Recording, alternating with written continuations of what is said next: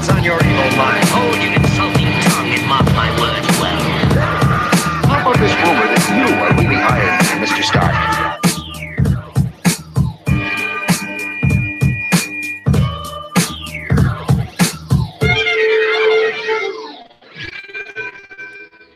Hello and happy new year, and welcome to another exciting episode of the KLIQ Nation's Comic Book Chronicles.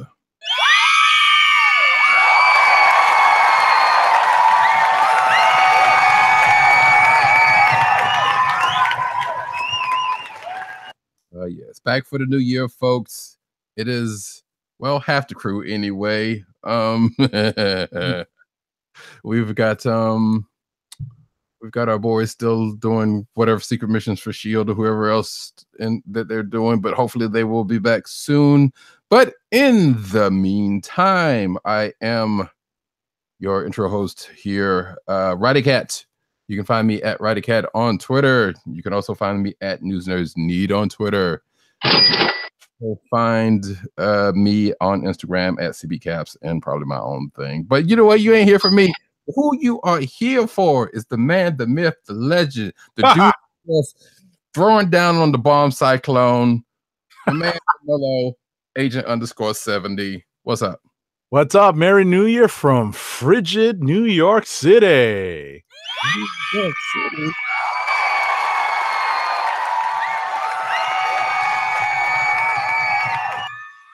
It's cold up in here. Yeah, man. As they say, it's kind of brick out almost. Pretty brick. So if you ain't got nowhere to go, or if you're still out there, well, I guess if you're listening to this and you're out, I don't know, what are you doing with yourself? Go get warm, man. Jeez. Yeah, seriously. But in the meantime, our other hosts, Tim Dog 98, that's Tim Dog 98, who is not with us here. You can find him at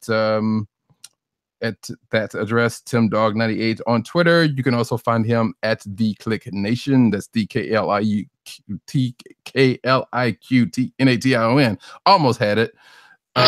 Also, CB Cron on the Twitters. Also at thekliqnation.com, and that dude's writing for pretty much all over the place right now, you know. So you can go check him out any and almost everywhere. Well, not yet, but soon, the way that book is going, so it's all good. Also, PCN_Dirt, you can find him at that address. You can also find him at Pop Culture Nets on Twitter.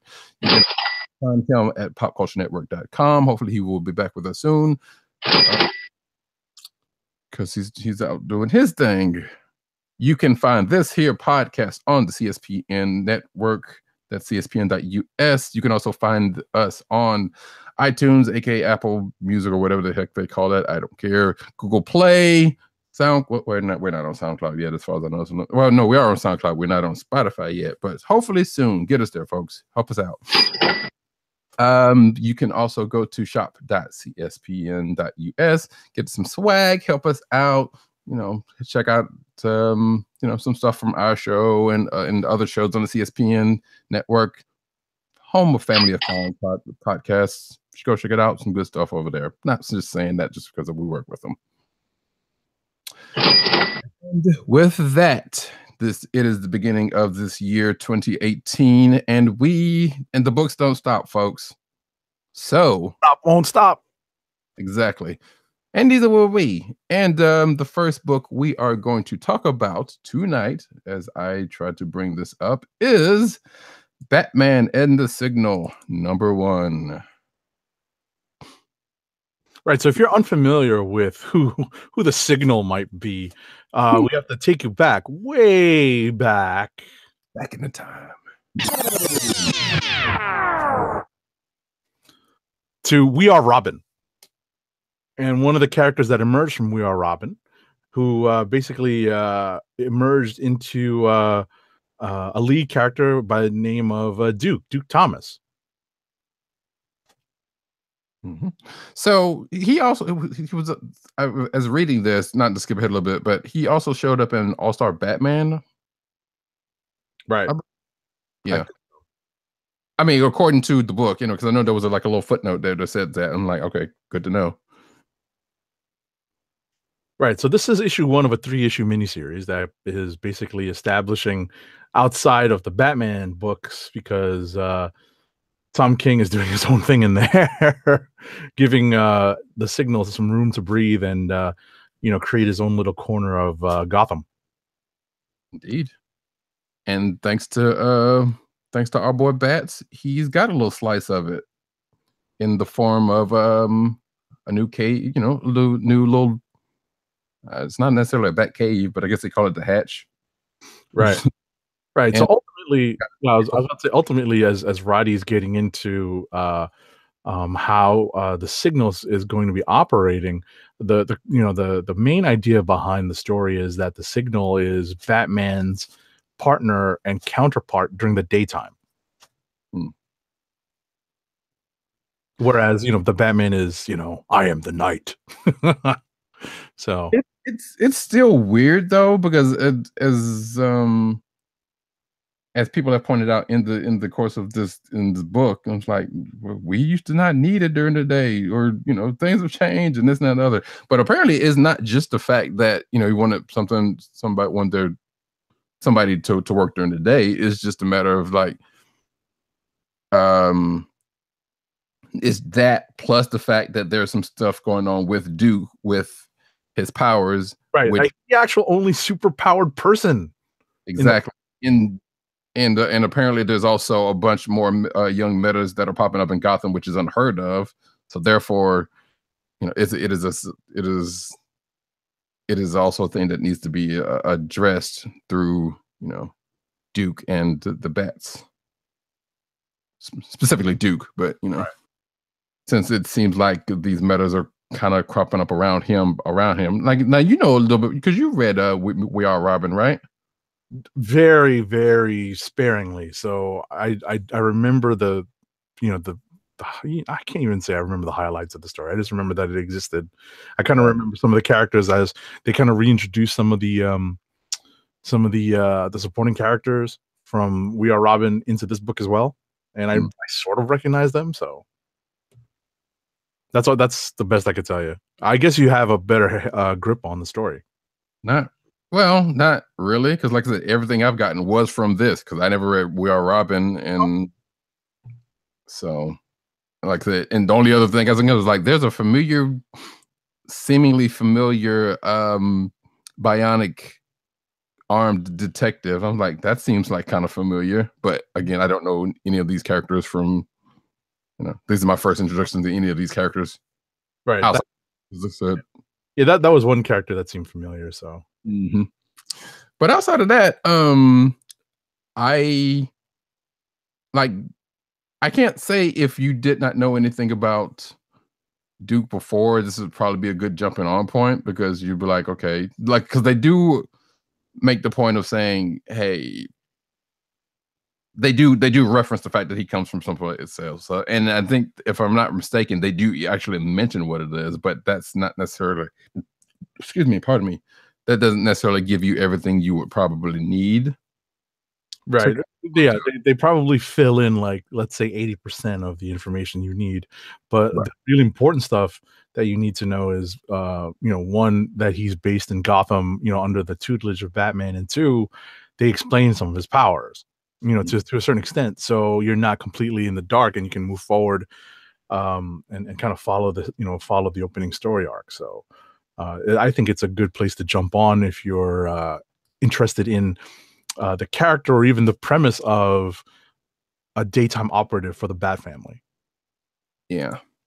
And again, it's only a 3-issue miniseries, so we will have to see how that goes. But it seems intriguing on its own right if you are even vaguely familiar with the character and what's going on in that side of the Bat family. Because I like the fact that actually that's what go to circle back around and bring it back. Because I like the fact that they circle from the get go. They circle around the fact that yeah, there's a lot of folks in the Bat family. Like, and there's like a little running theme, specifically with a phrase or something that gets said throughout the course of the issue. Yeah. So, but I like the fact that they kind of addressed that at first, because they know people like me were thinking it, and then like and I guess we'll get to it in a second, but like this is probably the most I've read out of a Batman book in probably years. Mm. Especially with this and the last couple of issues of Batman. Sure. So, not saying that's gonna go any further, but you know, this was definitely an interesting start to a miniseries. Even though if I'm not like ultimately familiar with the character, Right. And our very own Tim Dog 98 really liked this issue. You know, we basically covered all the points that Tim Dog brings up in his notes, so we can move on to another book. But and I guess it makes sense because he was the one. We know he was the one who was reading We Are Robin, so like he was the one that had a little bit more investment. I don't know if he actually finished it himself, but he was a little bit more vested in the story than probably the rest of us were. right. So cool. But yeah, so what you got? Well, you know what? Jared, that all three of us read, or I was just going to cover the Batman, the other Batman book that came out this week, and just cover it. I want you to do another Batman book myself. So yeah, go ahead and do yours, and then I'll do mine. Oh, you got the other Batman book that came out this week. Okay, so we'll cover the Batman corner of the DCU at the top of the show. So what I'm referring to is Batman number 38, the latest installment of Tom King's ongoing storyline, and Tim Dog 98's notes say it best. A new villainous, quote, Bruce Wayne is introduced. It's a pretty creepy issue. That I agree with totally. For me, it was a potential click of the week. It's as Tim Dog 98 said, and this is how I put it. It's a story that mirrors the beginnings of the Bat, but it's twisted as though by a funhouse mirror. And that's really what you need to know before you read this book, and you'll see some of the some of the cruel twists that Tom King installs into this particular character's motivation and origin to create drama and to create confusion on the part of Batman as his investigation is proceeding in this case. So in this issue, so it's, as Tim Dog 98 said, very creepy. A very interesting read, for me at least, a potential click of the week. Oh, okay, cool. Then for the other Batman book, so have you messed with this book any? And that book I'm speaking of is Batman White Knight number 4. I have not. How many issues are there in this? 4. Well, I mean, it is 4 of 8. It's 4. I may not wait until all 8 are out. Now that there's a midpoint, I may pick up issue 1 again and work my way through it. Once I kind of put number 1 down and didn't pick it up again, I kind of fell behind. I don't recall if I bought a physical copy. I don't believe so. So, excuse me, I'm gonna have to go back and go through my my review copies and see what I've got, and hopefully I've got all 4 and try to catch up. Gotcha. So real quick backstory on this one, because I'm pretty sure we haven't necessarily talked about this when we first got it. We probably did when we first got it. But anyway, so it's an Elseworld story. What was that? That was you. That made a sound? Yeah, because I forgot to turn on the sound. Don't worry about it. Oh, okay. I was supposed to made a sound on your end. Ha ha. Anywho, so it's an Elseworld story. In this one, well, I guess this one does count as an Elseworld story. So we have Gotham, we have Batman, we have a situation where Batman's getting a little more to be a little more of a loose cannon, to the point to where the public is starting to notice this. Well, actually, everybody around him has noticed him, and he's just getting progressively worse and worse. And it gets to the point, and he's chasing the Joker, and who's doing Joker things. But he gets to the point to where he goes a little too far, and it's in public, and almost kills the Joker. Turns around that the Joker doesn't die, but actually cleans himself up and loses the Joker persona and becomes, stop me if you've heard this name before, Jack Napier. Well, actually, that was his name in this world, I should say, which we all know the Joker's name is whoever's it was, ever wasn't ever's. And Napier goes on to basically, like I said, clean himself up. The Joker persona is gone, but he's actually trying to save Gotham, or seemingly save Gotham from Batman's, continual, I don't want to say craziness, but he's starting to lose it, basically. Like he's getting more and more violent and not caring about a whole much. And there's partially a reason for, or at least for Bruce, as to why he's becoming more and more crazy. And in this particular issue, that reason ends up not being a reason any longer, sadly. And it has to do something to do with someone that is very near and dear to our boy Bruce, and the people around him fear for not only fear for Gotham's criminals, but other people who might get caught in the crossfire. But basically, like I said, this is a story where the Joker is kind of the Joker is kind of becoming Batman, but actually there is a ring of people are still thinking, people are not really trusting him, but he's still getting support and all this kind of good mess. Like there are some people that still think that there's something going on, that might be all a trick, but it is actually seemingly like, no, the Joker's just, see Batman as the actual real problem, has been taking steps to, do something about it in his own way. Whether there's any nefarious means behind it, we don't know, and it doesn't seem that way. But like I said, it's actually a pretty interesting story. Like it's kind of one of those ones that was like, what if Batman ends up being, what if the roles were kind of reversed?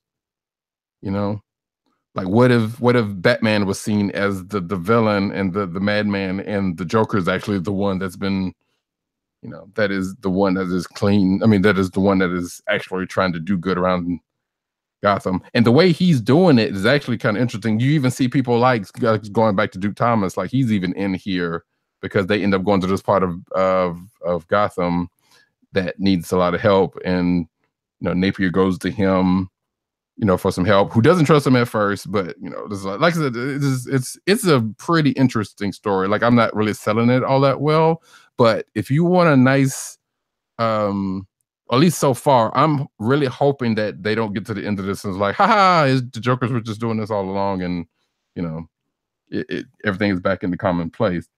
But it is a real intriguing story from a different angle, because it's like I said, it is definitely Joker focused, and it seems like the setup Batman as the villain, because he is acting real crazy. But at the same time, it's like this is a story we don't get to see that often, which is why it was compelling to me and why I wanted to check this out.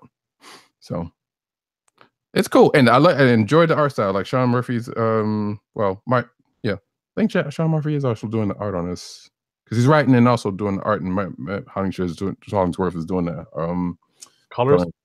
Yeah.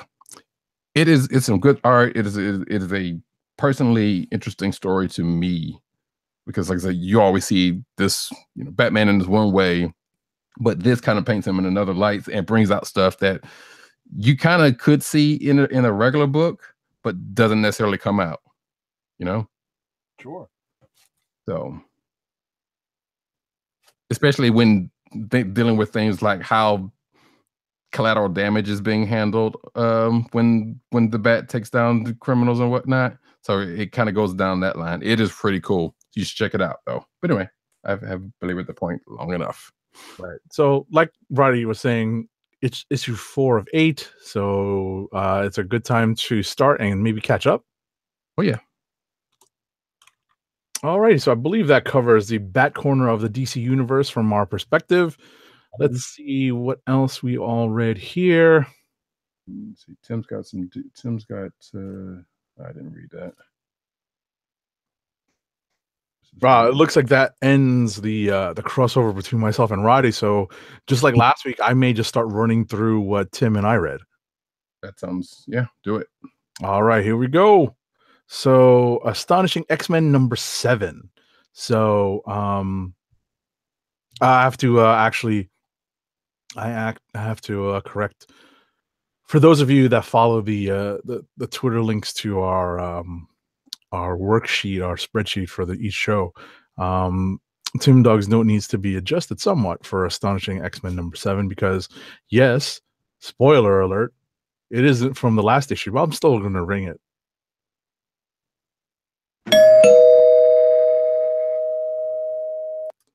Charles Xavier is back as Mr. X in the body of Phantom X. But what do you want to? Did you want to hit the whatchamacallit, the drum? No, good. Okay. I thought I heard you say, well, you know, like make the sound effect. No, I said, oh geez. Boom, boom, that's what I thought you were doing. But in collecting the craze that was unleashed by the Shadow King, this is the aftermath of the opening story arc by Charles Soule, wherein Charles Xavier is found to be still, or at least a fragment of Charles Xavier is found to have been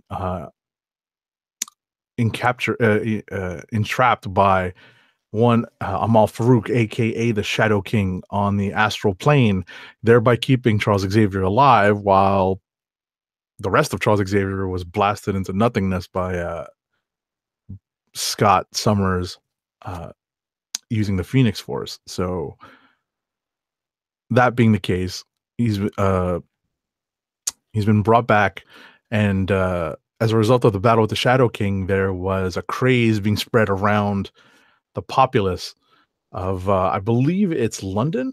It could be Paris. It's a European city.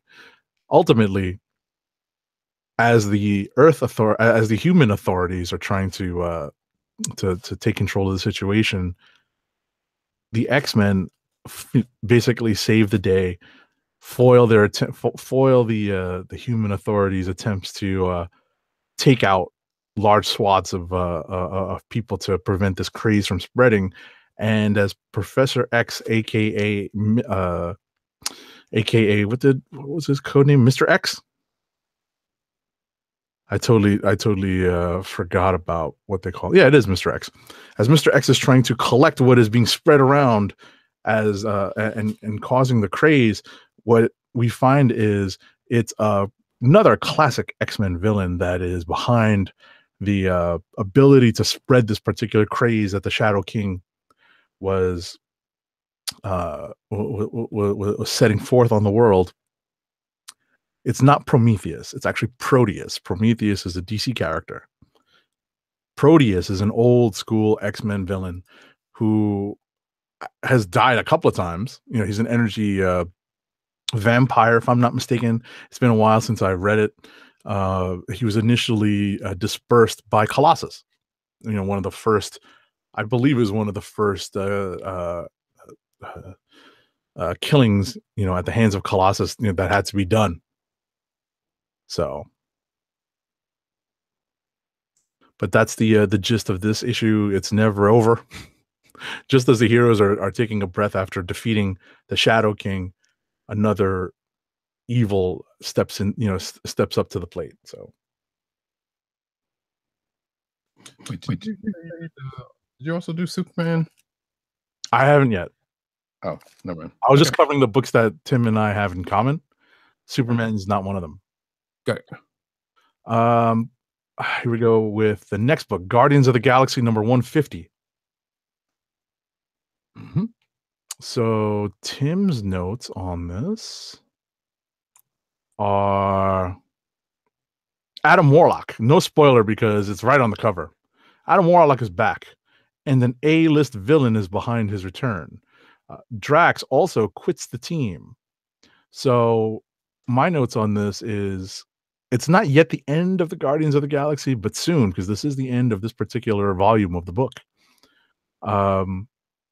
It is an A-list villain that brings back Adam Warlock, but it's not it's kind of an unusual suspect when it comes to this particular group of heroes. Good.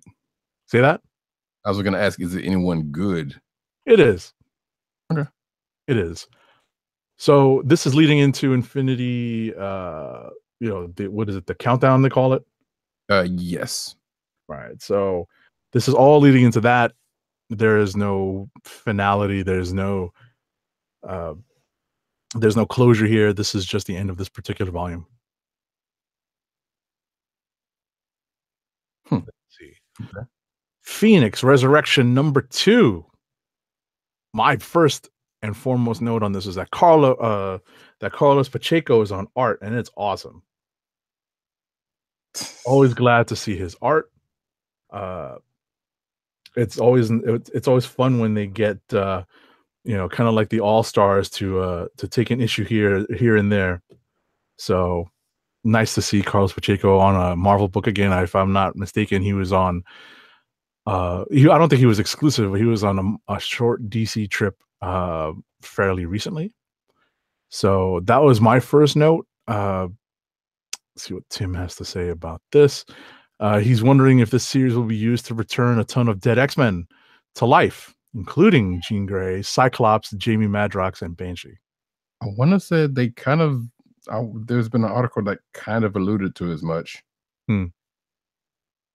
So was it written by one Tim Dog 98? I'm not sure.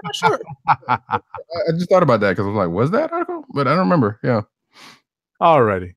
Next up is Spider-Man #236.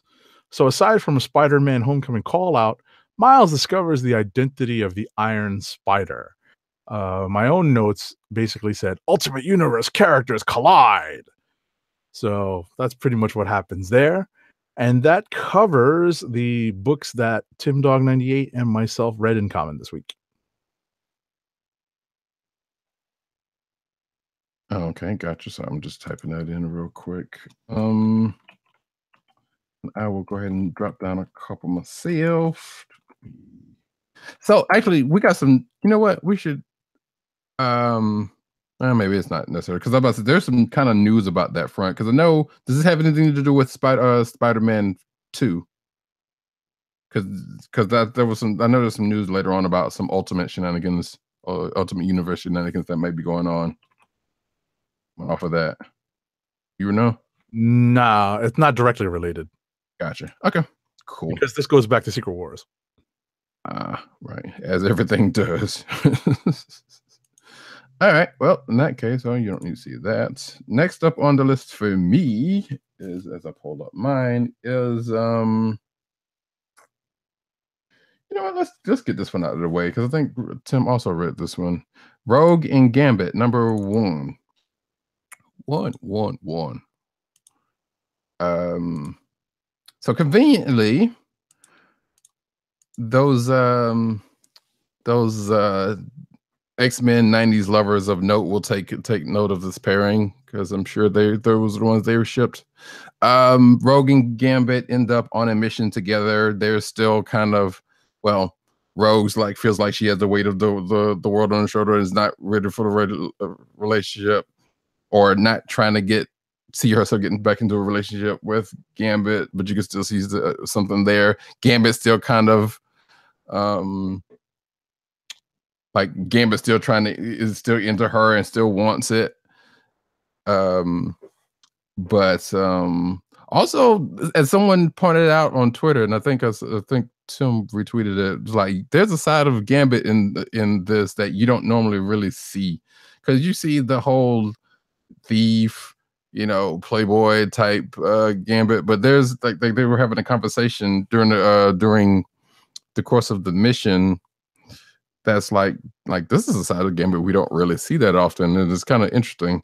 But the crux of the story is that conveniently they get put together on a mission that has to do with some paradise that may be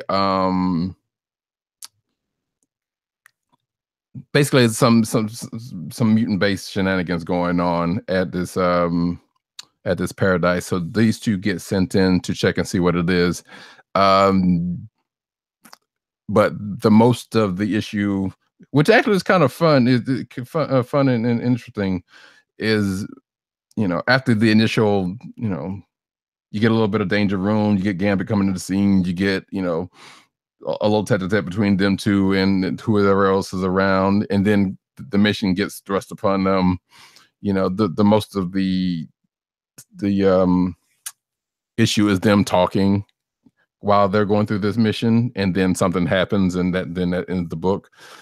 So, but it's definitely was intriguing enough for me to say, hey, I might end up checking out the next issue. Right. All right. And I am sure fans of the Rogue Gambit pairing, and I do know of at least one of them, will be curious about this book. And I don't think you will probably be disappointed if you are one of those people. I think Tim does say something about, mentions it in his notes, and he says, he says an okay issue. Fans of these characters and older X-Men stories should enjoy, because there's a little bit of X-Men, not necessarily fan service, but there's a couple of very direct, like I said, like I mentioned, with some danger room stuff and whatnot. It kind of tugs at you for a sec. Let's see what else we got going on here. Oh, I missed the DC stuff, but that's fine. I'll get to that in a second. You know what? I will go ahead and bring this one up real quick. Rise of the Black Panther, #1, and of course, now is the time. Did you check this out? Hey, does any? Wasn't this out last week? No, just came out this week. Oh, I did not. I get a physical copy. I did not read it. Yeah. So yeah, this is the first one, just came out this week. Pardon me. So this is a story. Actually, I got the movie cover variant. That's how I remember. Okay. Oh no. With the properly hued Chadwick Boseman. We'll get to that later. Yeah, we will definitely get to that. But the rest of the story starts with it is basically the story of a young, I believe just newly kinged T'Chaka. The whole story is being actually told, and I didn't realize this at first, but it's being told to T'Challa by Ramonda, apparently, because you only see the narration, you don't see either one of them until like later on in the story. But basically, it starts with the story of, actually gives a good bit of history if you think about it, because it starts with a young, I think newly kinged T'Chaka, he interacting with, I don't know about, not necessarily meeting, because it's like they met already, but he interacting with T'Challa's mother, Nyambi, and then their story goes up into, what they go through together, and that goes up through T'Challa's birth, goes up through, basically you end up going through, in a nutshell, going from, their interactions together, going up into meeting Ramonda, how T'Chaka met Ramonda, and it goes up into the point of where Claw comes into the issue and kills, spoiler alert, and kills T'Chaka. So I was gonna say, yeah, minor spoiler. Especially if you only know the MCU Black Panther. Well, that's true, but if you know the history of the Black Panther, 1, 2, and 3 things happened. Right.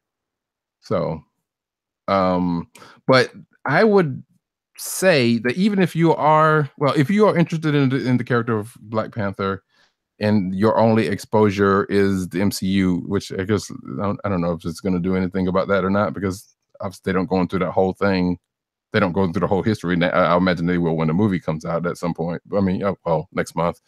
But this is actually a pretty good, could be history telling of some events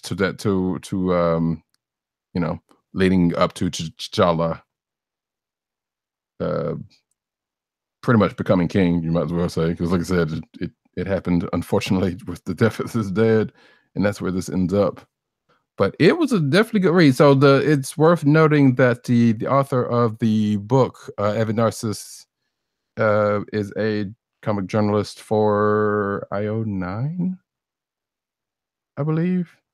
So this was a project that he's been kind of excited about, and it shows. This is actually, I've read some of his works. It seems all right. I enjoyed what I read. Like, it's definitely a read, like, it's not a real quick read because it's but it's actually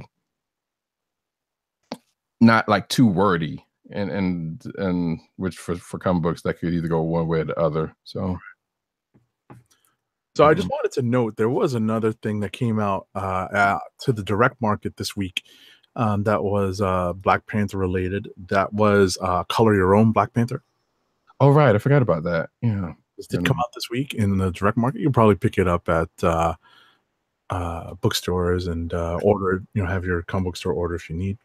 But it did come out this week. And if you're a fan, if you want to look at line art, which is what I'd get them for. You also see the little golden book? I beg your pardon? Did you see the little golden book? Oh, no, I didn't. Well, I ordered this myself, so. Gotcha. So I can't remember if it was this week or last week. There's like, how those the little golden books like they used to have for kids, the little like little hardback books where the little you know what I'm talking about. So apparently there's an Iron Man one out and there's a Black Panther one. I think came out this week or last week. Nice. If you're in that, yeah. I think the Black Panther one might have come out last week. I saw that. I almost picked it up, but it didn't. Anyway, that's good to know. Back to Rise of the Black Panther. It is also worth noting that some of the stuff that is referenced in this book and or shows up actually plays into stuff that is going on or would be going on in the Black Panther proper book, and also sounds like or it seems like it might be alluding to some stuff that's going on in the future that we've kind of seen hints of. So and which kind of makes sense because Ta-Nehisi Coates, as you can see on the cover, is kind of in the periphery of this book. So they've obviously talking to each other about this. But like I said, check that out if you're so inclined. Let's see. And yeah, you remind me after the show. I'm gonna have to order that book that you got because I totally forgot to do that. There you go. I did see it and I was like, oh shoot. Next up, let's see. Unless you got something you want to throw out.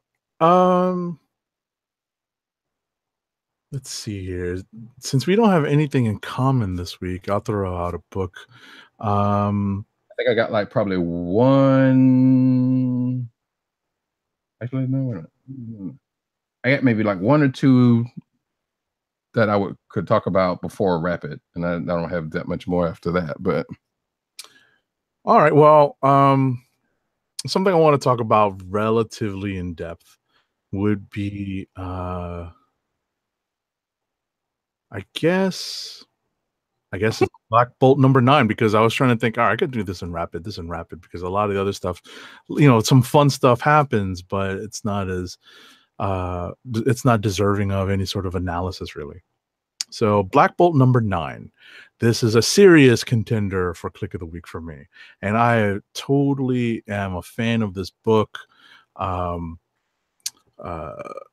The writing on this is top notch. I wish this was better represented on the sales charts. I know that the Inhumans have kind of caught a lot of flack lately for their sales. Saladin Ahmed and Christian Ward are churning out, that's the artist, the writer and the artist respectively, are churning out a phenomenally good book. It is high quality every month. I believe Christian Ward took maybe an issue or two off, but that's pretty much it.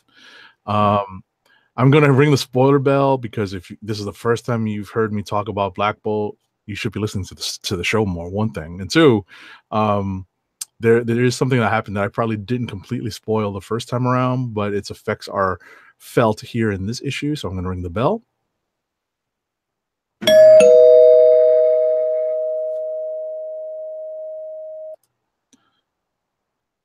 So this issue is the story of the empty casket funeral for Carl Crusher Creel. with some surprise funeral guests, and hosted by one Titania, Crusher Creel's girlfriend / wife. I'm not sure if they're married actually, but it is a lot of. Remember, it's a lot of fun. I definitely recommend this book. I'm starting to it's slowly creeping onto the list of books that I would recommend to people who may be lapsed comic book fans and want to pick up on something that's relatively fresh and new. So I would definitely hand them this series and just tell them to look at it as a character study. And it's a lot of fun. It's so well written. It's, like I don't have enough good things to say about it. So please, you must read this book.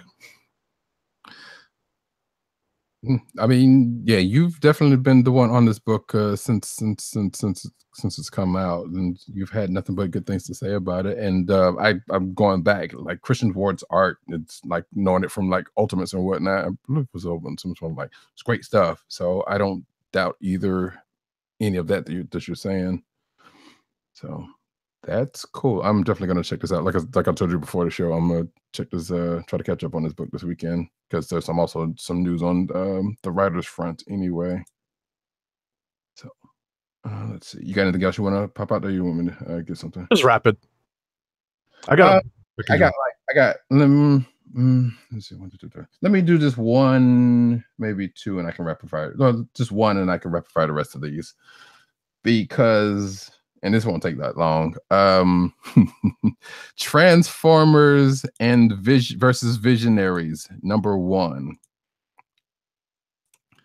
Now, the reason why I bring this book, I'm a fan of the Transformers, and I'm of a certain vintage, as our own Agent 70 would say, to know about, and I'm sure he is too, to know about the Visionaries as a cartoon back in the 80s.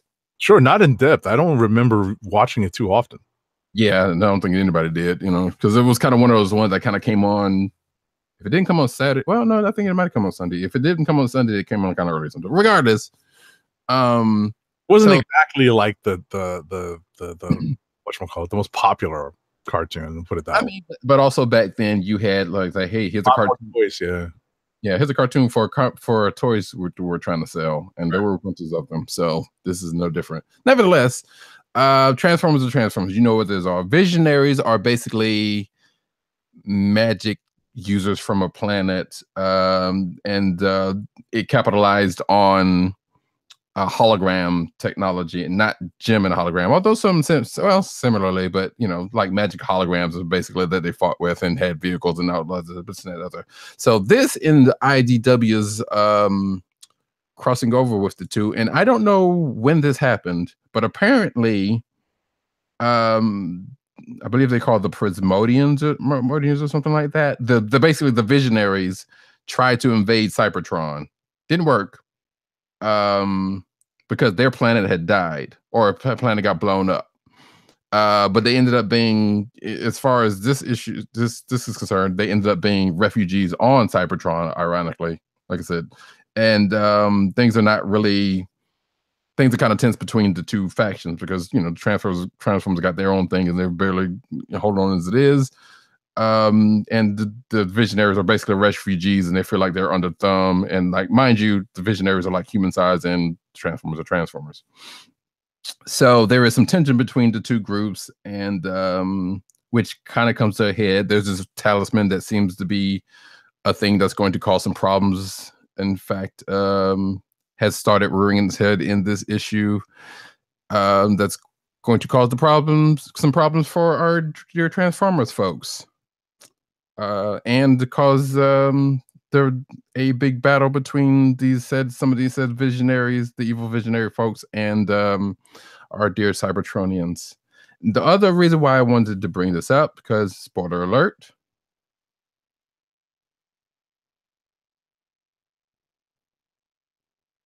I can't hear it. I didn't hear it. Oh, because I was muted. Whoops, sorry. Okay.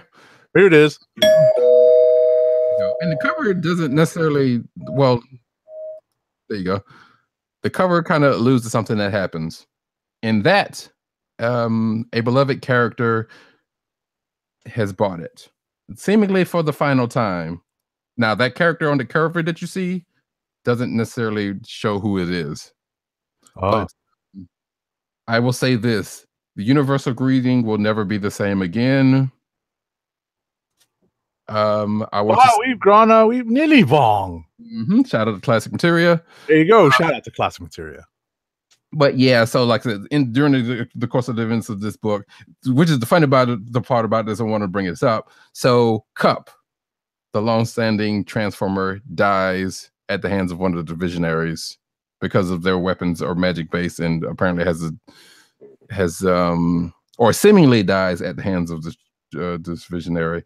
The funny part, that's not funny, but the weird part about this is like right at the end of this book, they do go into a memorial on Cup. So there's like, well, yeah, Cup's been around for 10 years, and they recount some of his stories through the Transformers book, and they're like, nope, this is it. He's dead. Basically. And it's like, yep, this is the last time you'll see Cup in the book. So which one kind of makes me think, I was like, okay, are they gonna do like they did with Bumblebee and change him into a different character, or he's just dead?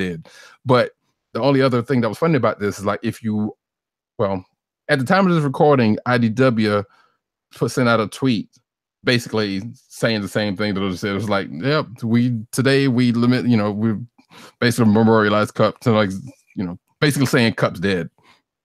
So I'm like, wow, they just really just put that out there like that, huh?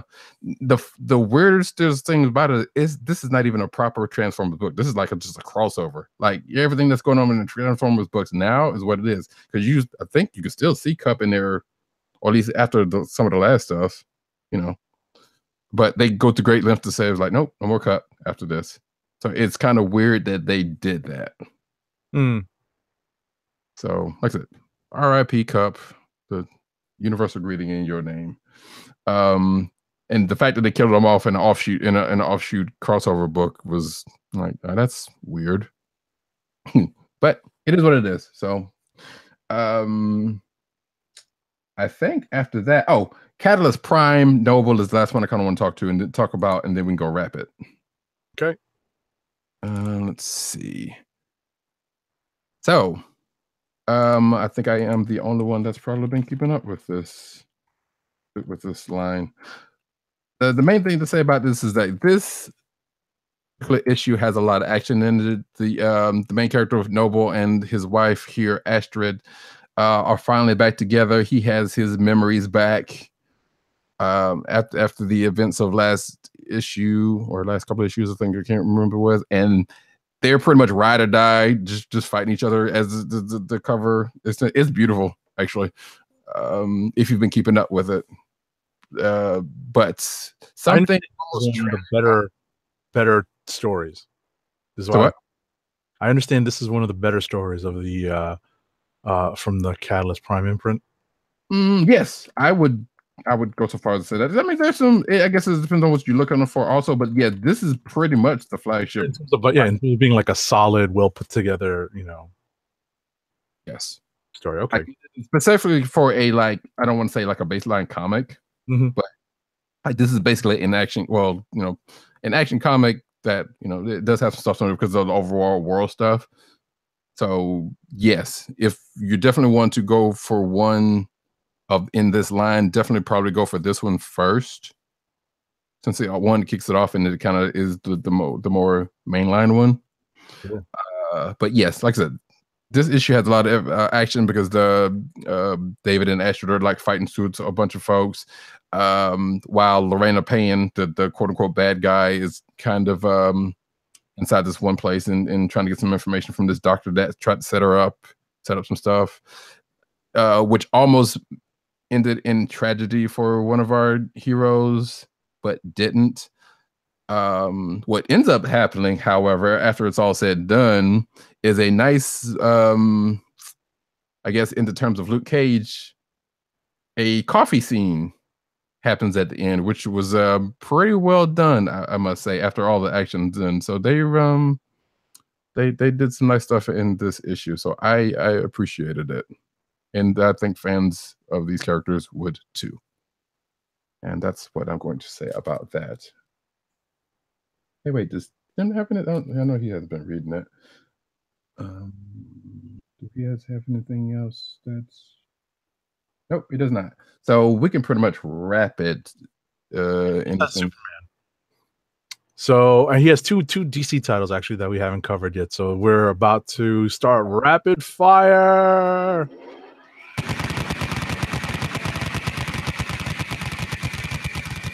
All righty. So let me cover at Tim Dog 98's books. We have Superman number 38.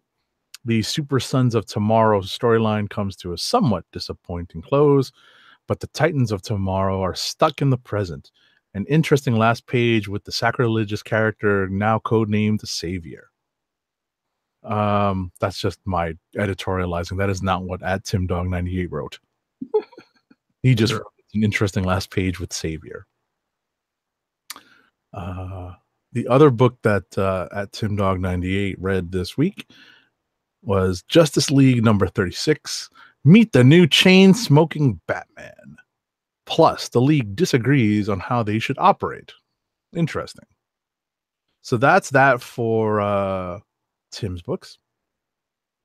Let me go ahead and throw, since we're still on a kind of a DC kick, right here, I'm gonna throw one right real quick, and that's Black Lightning, Cold Dead Hands number 3. Sure. I don't know. I'm not sure how to feel about this book. Like, I love the fact that Black Lightning's got a book. Like, but there has been some. It's been kind of teetering on good and weirdly kind of darted. And I say in my notes because like they kind of hit the rip from the headlines thing a bit, you know, in cases, and to, I don't know if I can say if it's to good a degree or not, but the whole thing has to do, like, these two kids on the cover you see are on the run because their parents get killed through the act of a scared cop. And because of the main villain in the book is trying to drum up business for you know, his weapons, he basically puts it out there to you know, to basically do more fear mongering because these kids have this weapon, and the police go after these kids, and so do Black Lightning, you know, to try to save them. Black Lightning gives a new, you know, new suit to deal with some stuff. But like I said, the story, I don't know kind of what to think about it. Like it could be good, but it just kind of gives me some weird feelings here and there in spots. Like some of it's good, some of it could be good, but some of it's just like, really, you're just kind of doing this just for whatever. It's worth noting that the creator of Black Lightning is the one that is writing this book. What that says doesn't mean anything. May or may not mean that much to folks out there. Also, Black Lightning, January 16th, coming up. But yeah, like I said, I'm still gonna stick with this, but it's like this. It is. I don't know. Been having some weird feelings about reading a couple of these issues here, and this one wasn't any different. Let's see. Okay, I mean that's kind of not exactly the ringing endorsement, you know. It's not, but like I said, it hasn't been bad. It's just that there are spots that's like, that's like you kind of just throwing the dart, like you're just throwing darts, you know, at some of the stuff, just pointed real. And I'm not entirely sure how to feel about it. Like I said, I would have to go back and over it again, but now it's not the time for that.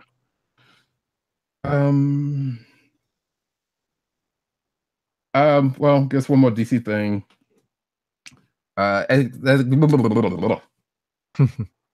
Sorry.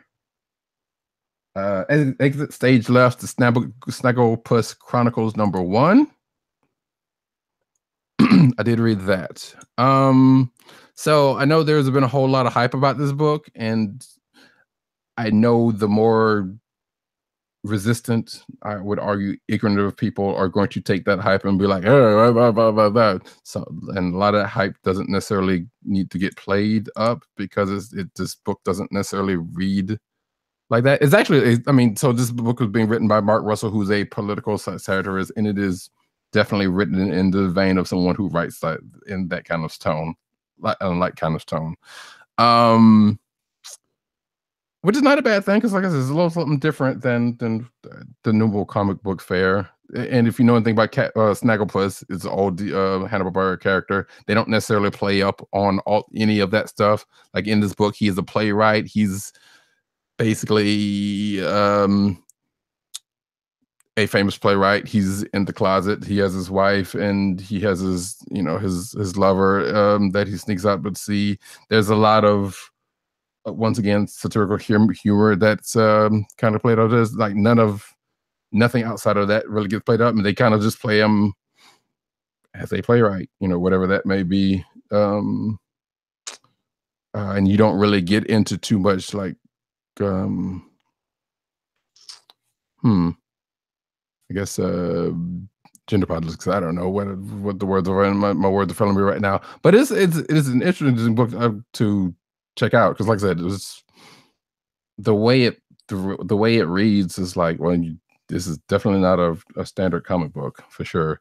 But it doesn't try to beat you upside the head with anything overt or anything crazy. It's just written by someone who writes kind of a lot of satire, and a lot of that stuff kind of comes out in this. But the story in itself is kind of one that you could see being played out in, like, say, a House of... No, I don't even want to go House of Cards, but if you go down that road, you kind of... If House of Cards has something to do with... Actually, House of Cards probably not be right, but if you you might get my mention because I haven't not seen that much of House of Cards. I probably shouldn't say that.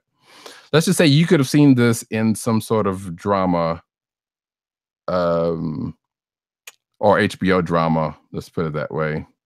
There we go. And I'm trying to think of a specific one because there's one that would closely tie to this, and I can't. So I'm gonna leave it right there.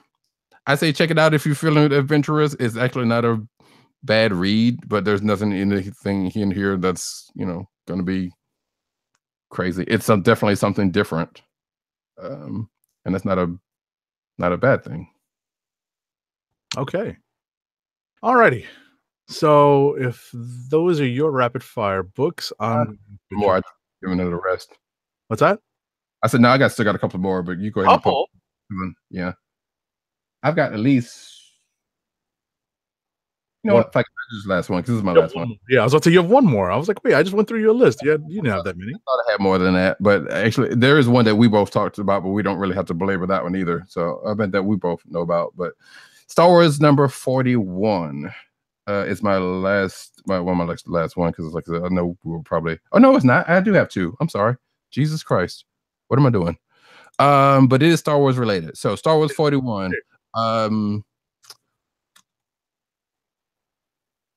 Sorry, I'm trying to write this down at the same time. They're still on Jeddah. Luke's basically been taken to this big chasm, he and this other guy, because they want to learn about the Force from these people that you see on the background of this cover. They get into some hard lessons, and which doesn't go well for one of them. And Luke's kind of feeling some kind of way about what's going on with that stuff. On the other side of this, the Empire's got this new mining weapons, like a big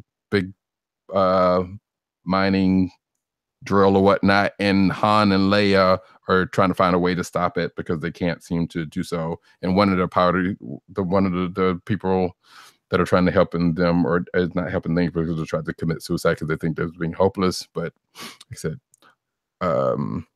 things happen, and Chewbacca comes back into the scene and gets himself hurt trying to bring in some information. So the crew's back together again, and things are going to start popping off in a minute. And now the last book I have, which is Star Wars related, is Star Wars Adventures: Force of Destiny, Princess Leia #1, and boy, does that roll off the tongue. So it is another all ages book. It is, as you can see, focused on Princess Leia. In fact, seemingly takes place during the time right before Empire Strikes Back, which is slightly weird because there's a character that shows up in this book who I'm pretty certain wasn't in that movie. In fact, it is if you know the character of Harrison Dula from Star Wars Rebels, that person is also here along for the ride because her, Han, and Leia are on Hoth. Like I said, this seems like it takes place like right before Empire Strikes Back, which is like weird. But they have this mission to find a ship that's because they need supplies, and the Empire is looking for them, and Vader shows up and sending out probes, and that part does end up happening. But the bigger thing is that this being an all ages book, there's a lesson here because you see Leia being Leia, but also she's trying to keep up a front, not a front, I should say. She's basically being her, but also learning the lesson that hey, once you fall, you get back up again. It's basically the basically that you see kind of comes back up during the course of the story again and again. And this is a series of one shots that's coming out in the next couple of months. Like this one's focused on Leia. The next one is probably gonna be like on Rey and one on Hera and a couple of that. So if you've got a little kid that's into Star Wars, and specifically, not even specifically Leia, because I mean anybody could because it's actually a decent read. It's just that you can kind of see where they're going for, with the lesson in this book. But it's another good all ages Star Wars book. Take it go. And now I'm done. All right. Good work with that. So let's see what I can do to hurry this along. I really only have a few more books to talk about. Rapid Fire, Captain America number 697. It's a fun start to the next Man Out of Time Captain America story. It involves Kraven the Hunter. It kind of plays the way you think it'll play, so that's a downside to it. An upside to this book is an alternate cover. It's the Avengers variant cover I picked up by John Cassidy this week. It's pretty cool. Showing it up to our viewers at home. Another rapid fire book for me is X-Men Grand Design number 2. The only reason why it's rapid fire is because I feel like I would be doing an injustice if I went through it. All I can say is I recommend it if you're a fan of the X-Men, if you're a fan of Hip Hop Family Tree and Ed Piscor's style and his storytelling and his style of storytelling and his great storytelling ability. Please go read this. It is informative, educational, fun, beautiful in its own way. It's just great, Yeah, this was the other one that I was going to say that you and I both read. This was the one I was alluding to. So right. Not honestly, it's not so much that we can review it, other than say what we can talk about in terms of like its aesthetics and it and the method of storytelling that he uses. So right. I mean the nutshell of it, and I think we talked about this last time we talked about it, is that it's a history of the X-Men. It's basically X-Men history. Exactly. X-Men Gold number 19 is more off-world adventures of kind of the in kind of a classic X-Men vein. This is Mark Guggenheim telling stories that really touch upon a lot of moments in X-Men history and twist them for a new set of readers. So that's what's going on in X-Men Gold number 19. Let's see if there's anything else on this list. No, that's pretty much it. So I think we can get to clicks of the week. Oh, I need to skip. You ready? I can go with mine. Tim's. So if you want to go ahead and read that one. Yeah, I'll read Tim's and I'll do mine. If you're still contemplating. I'm actually might be with him on this one, but yeah, go for it. Okay. Tim's click of the week is Batman and the Signal number 1. Because it's Duke Thomas headlining his own miniseries, and he gets a secret base and superhero code name. Cool. Yeah, actually, I'll take it back. I could do it, but the reasons why I could, like I said, I still don't have. Like, it definitely was a good read, but there was, if I knew more about the book and that character, and this kind of gave me a little bit more of that, I would probably say yes. Gotcha. So what was yours? Oh, mine is pretty easy. It's Black Bolt number 9. Seriously, so good. I've joked about this before on the show. It makes me want to go back and pick up the Marvel Legends, like kind of peg warmer characters from that the Build-A-Figure Absorbing Man set, because I really want an Absorbing Man now, and I opened up Amazon, through the CSPN.us link. Say again. I said you wait till he's dead now that you want him. Yeah, well, I always wanted him, but now I'm just like, now he's dead. I was like, oh man, now I gotta get, like, who do I need from this set?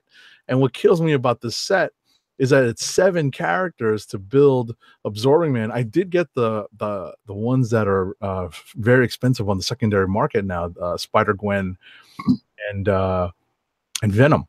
So I did pick up those 2 characters, and I did get Ben Reilly Spider-Man's costume. So out of the 7, I have 3, which means I have to pick up 4 characters I don't really want in my collection, but I want an Absorbing Man. So I may have to bite the bullet, but get them on the super cheap on Amazon, because it looks like the bulk of these are like $13, $12.99.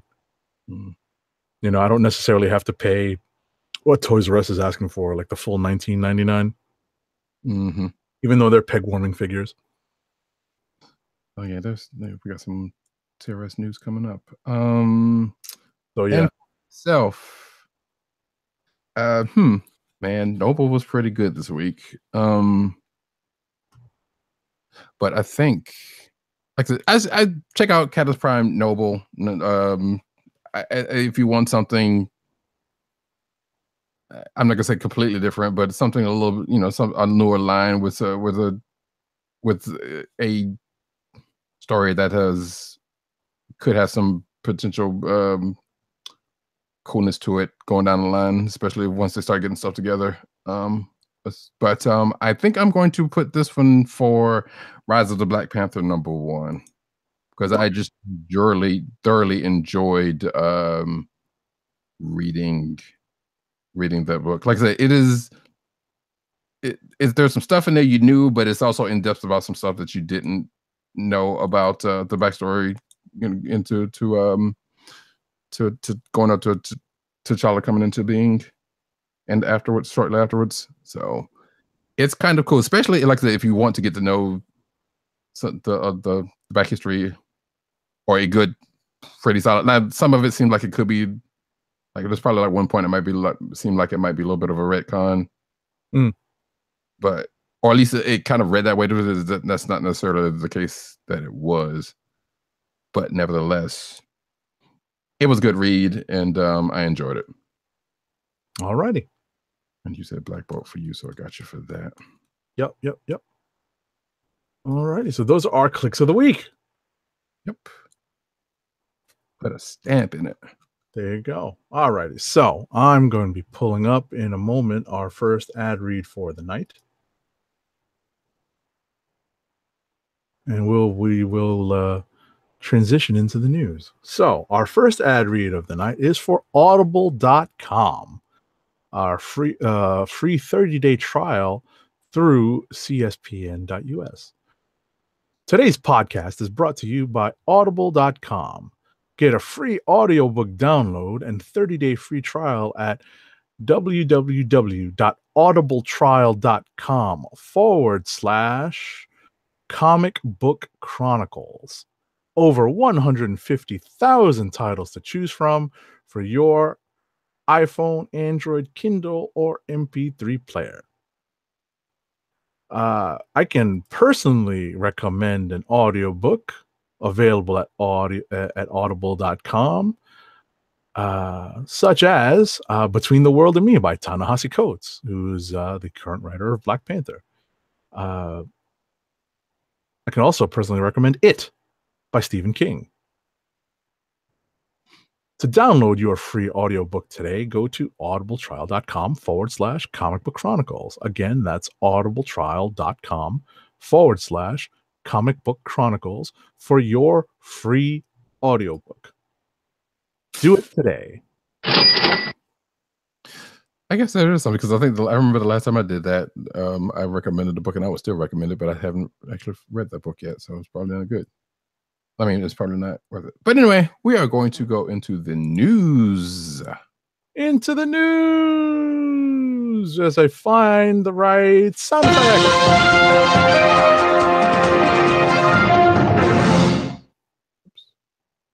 You can see that. You didn't see that. First up, actually, we got a good bit of cinematic news. I was kind of surprised for it to being the beginning of the year, but actually, hey, things are popping. Russo brothers tease a major Infinity War upgrade for Bucky. Now, I almost didn't put this in there because I'm like this. He's in Wakanda.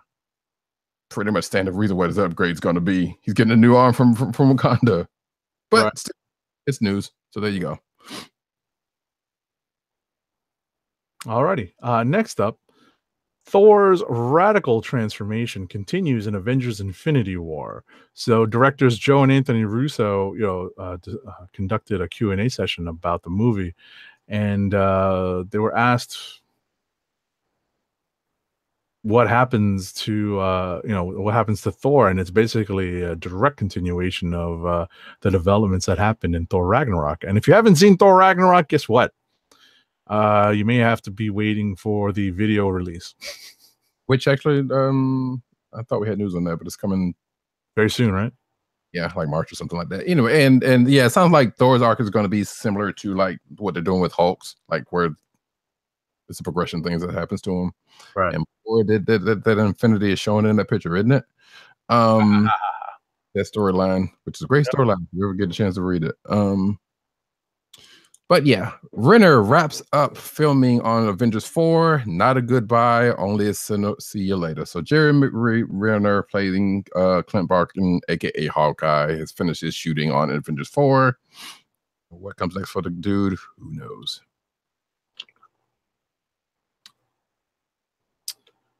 All right.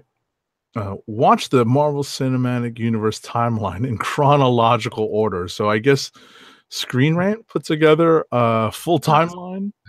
Yeah, somebody else did. But it's basically a YouTube video where somebody they actually put in some work. Because they like go from like you just basically see clips from like say like episodes of Agents of S.H.I.E.L.D., Agent Carter, like clips of all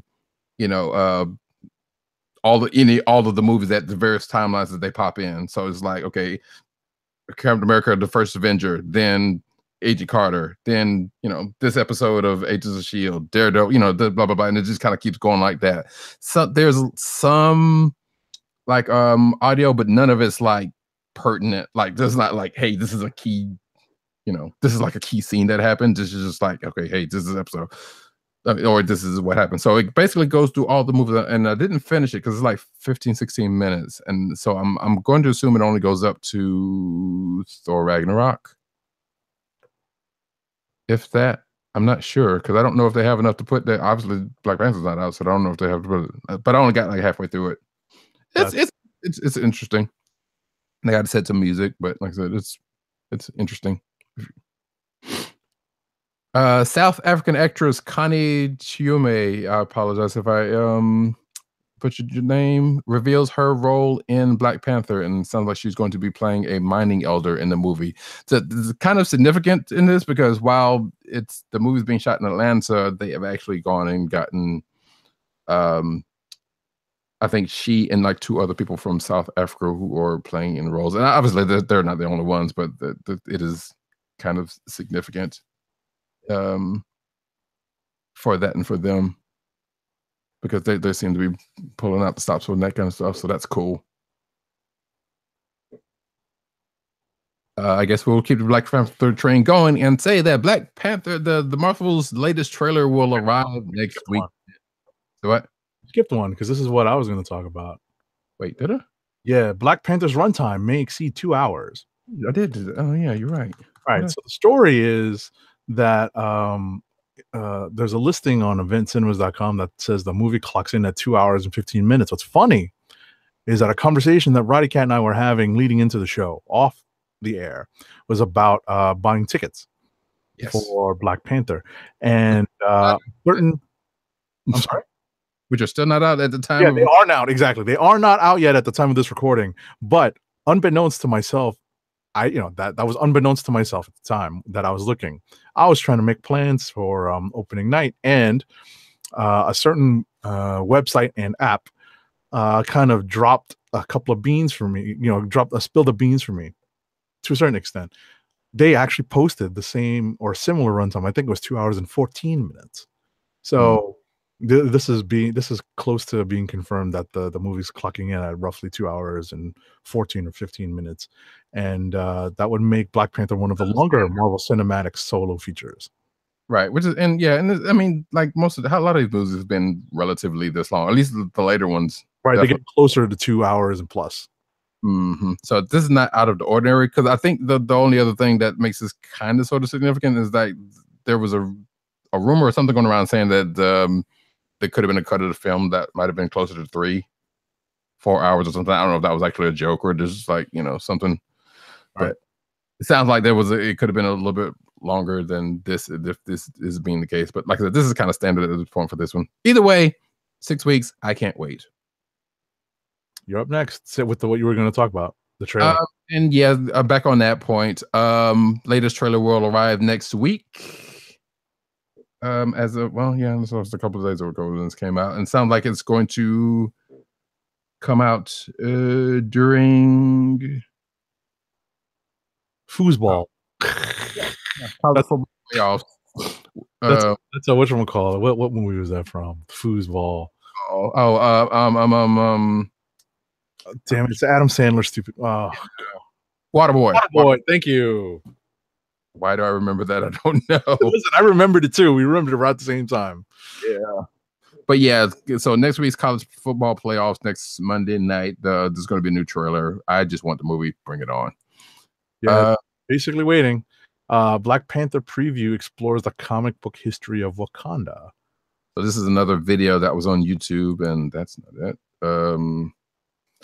That kind of basically, it's not that much to it, but it does talk a little bit about Wakanda and stuff like that. It's neat. It sounds like this is definitely going to be something that's probably going to put on the DVD, I mean the Blu-ray once it comes out. Sure. All right, next up, She's Gotta Have It star DeWanda Wise. Wait a minute, let me make sure I'm not skipping because this is no, you're right. Yeah, I made sure I put that there for a reason. DeWanda Wise lands major co-starring role in Captain Marvel with Brie Larson, and part of the internet went kind of, I'm not gonna say kind of crazy, but me personally, now if you're watching the video, you see this young lady. She's a pretty looking woman. She also has this striking resemblance of another fan favorite character of mine and a lot of other people, and that is Monica Rambeau, ladies and gentlemen. And let's hope, and this is while this article doesn't say anything about the fact that she is actually playing that, because they're saying it's a mysterious role. The speculation is that she is going to be Monica Rambeau, and I cannot wait. I think they're actively pushing some fanboy buttons on Roddy Cat. I think that's actually why they did that, because it's a good thing, because a lot of people like Monica Rambeau. Listen, I'm a huge fan of the character. Part of me is thinking it's I have to keep reminding myself, contain the fanboy rage. Agreed. And understand that, to a certain extent, these characters have interacted a lot more in recent times, but when Monica Rambeau was out and about, Carol Danvers was nowhere to be seen. Monica Rambeau led the Avengers. Carol Danvers has never done that. It's true, but also this Captain Marvel movie is also being set back in the 80s, and I agree with you, because we don't know what in the world, we don't know how they would interact. Exactly. Obviously it's MCU. We have to understand that things are going to be adjusted for the cinematic universe, and you have to kind of contain your fanboy rage. So whatever you know about the characters, the best parts of these characters is what you hope that they bring onto the screen. Because best comes to best, and especially with Spidey, and it's like, okay, if they actually did her origin, then that would mean she would be with her origins would be at a Spidey annual, well, it's Spidey movie. Yeah, exactly. So yeah, we don't know. Like I said, it's speculation, but it seems pretty good that she's probably going to be Monica Rambeau. Hopefully, they do the character justice. She seems pretty. Moving right along. All right, so Rosario Dawson reportedly back for more Daredevil and Iron Fist on Netflix. That's a good thing. She'd be reportedly returning as Claire Temple for the new seasons of those shows. Like arguably the best thing about some of those shows. I still haven't watched Iron Fist or Defenders. Yeah. I don't know what to tell you about Iron Fist. I watched it just to say that I made it all the way through, so and I could legitimately criticize it. Right. Or Punisher for that matter. But yeah, I get to that. It's fine. It'll be fine. And yeah, I'll be doing it for the exact same reason as you, just to get through it. So, I believe this is me. Daredevil set photos tease tough times for the Kingpin in season 3. So, Kingpin in season 2 kind of took an L. Well, not took an L, but kind of took a little chill in the jail cell. He's going to be back. Seemingly still behind bars, but more than likely to probably be out come that time.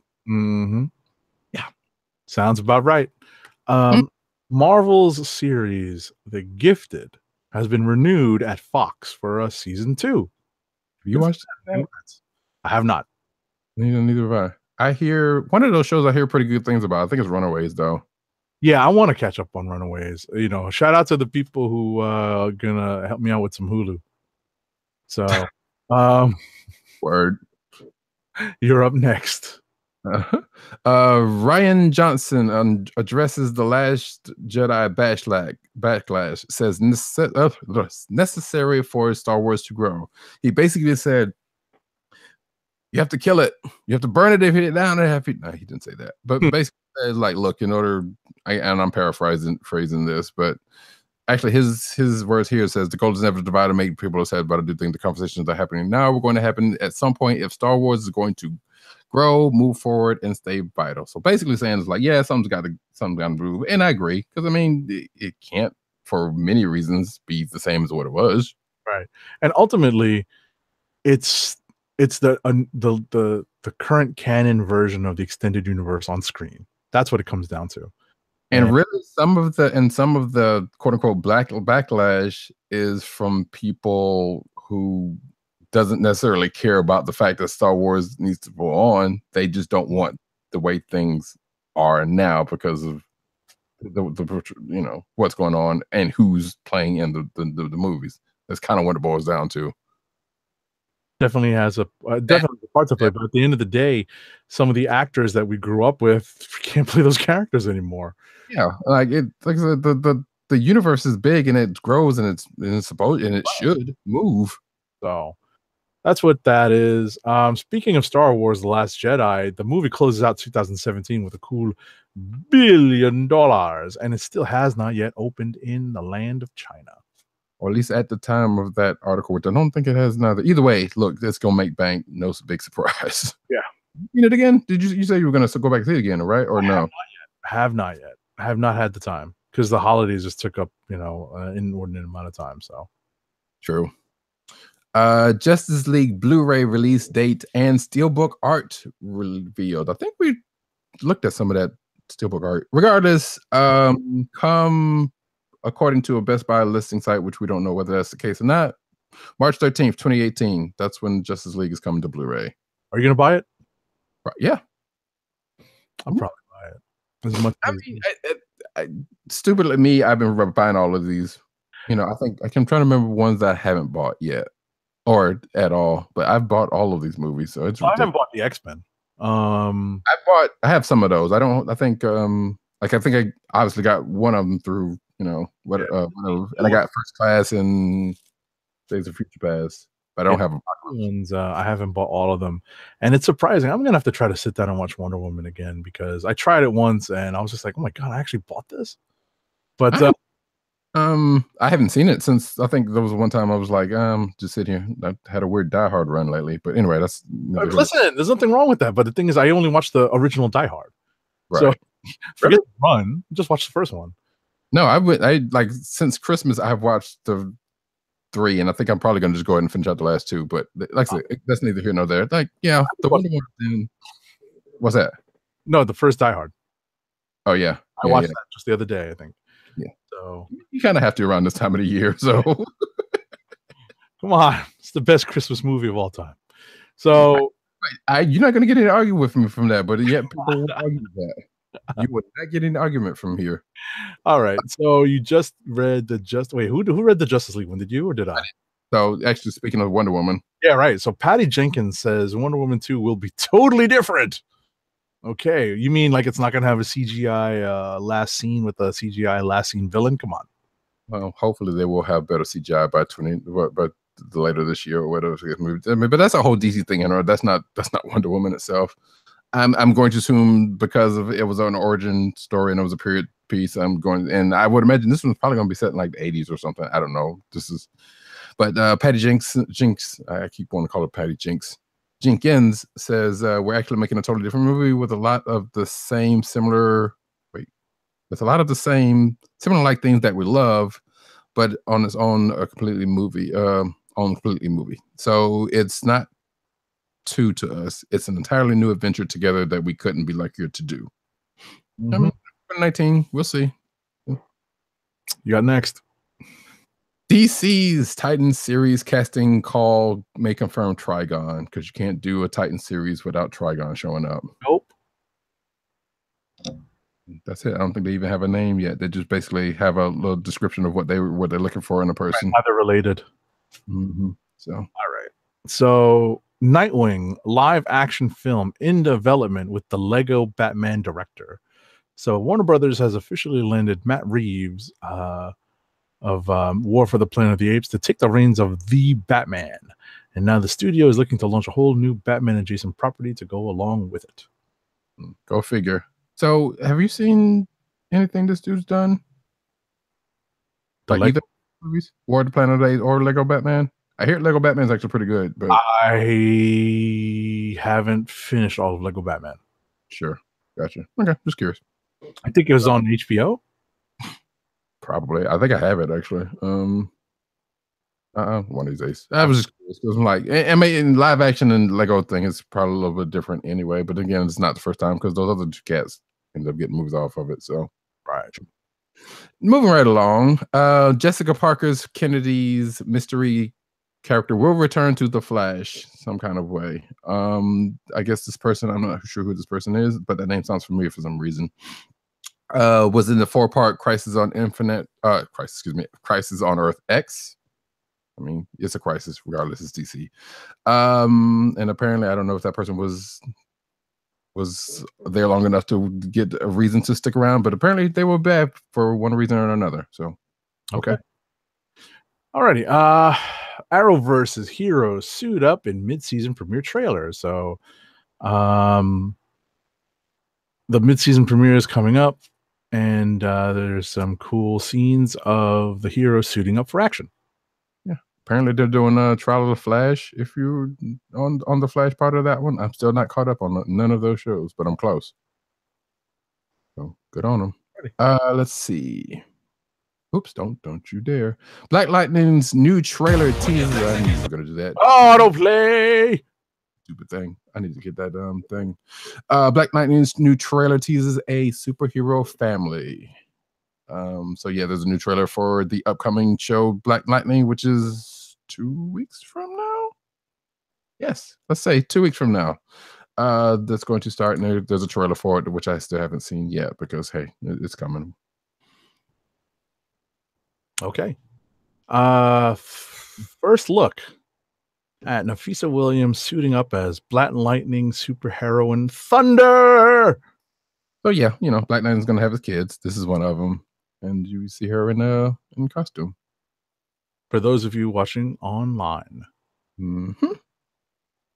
Let's see. Next up, I didn't have to put this on here, but fans will. We're fans. I'm glad you have this here. Yeah, totally. So we just found out yesterday that Animaniacs returns at Hulu with a 2-season order.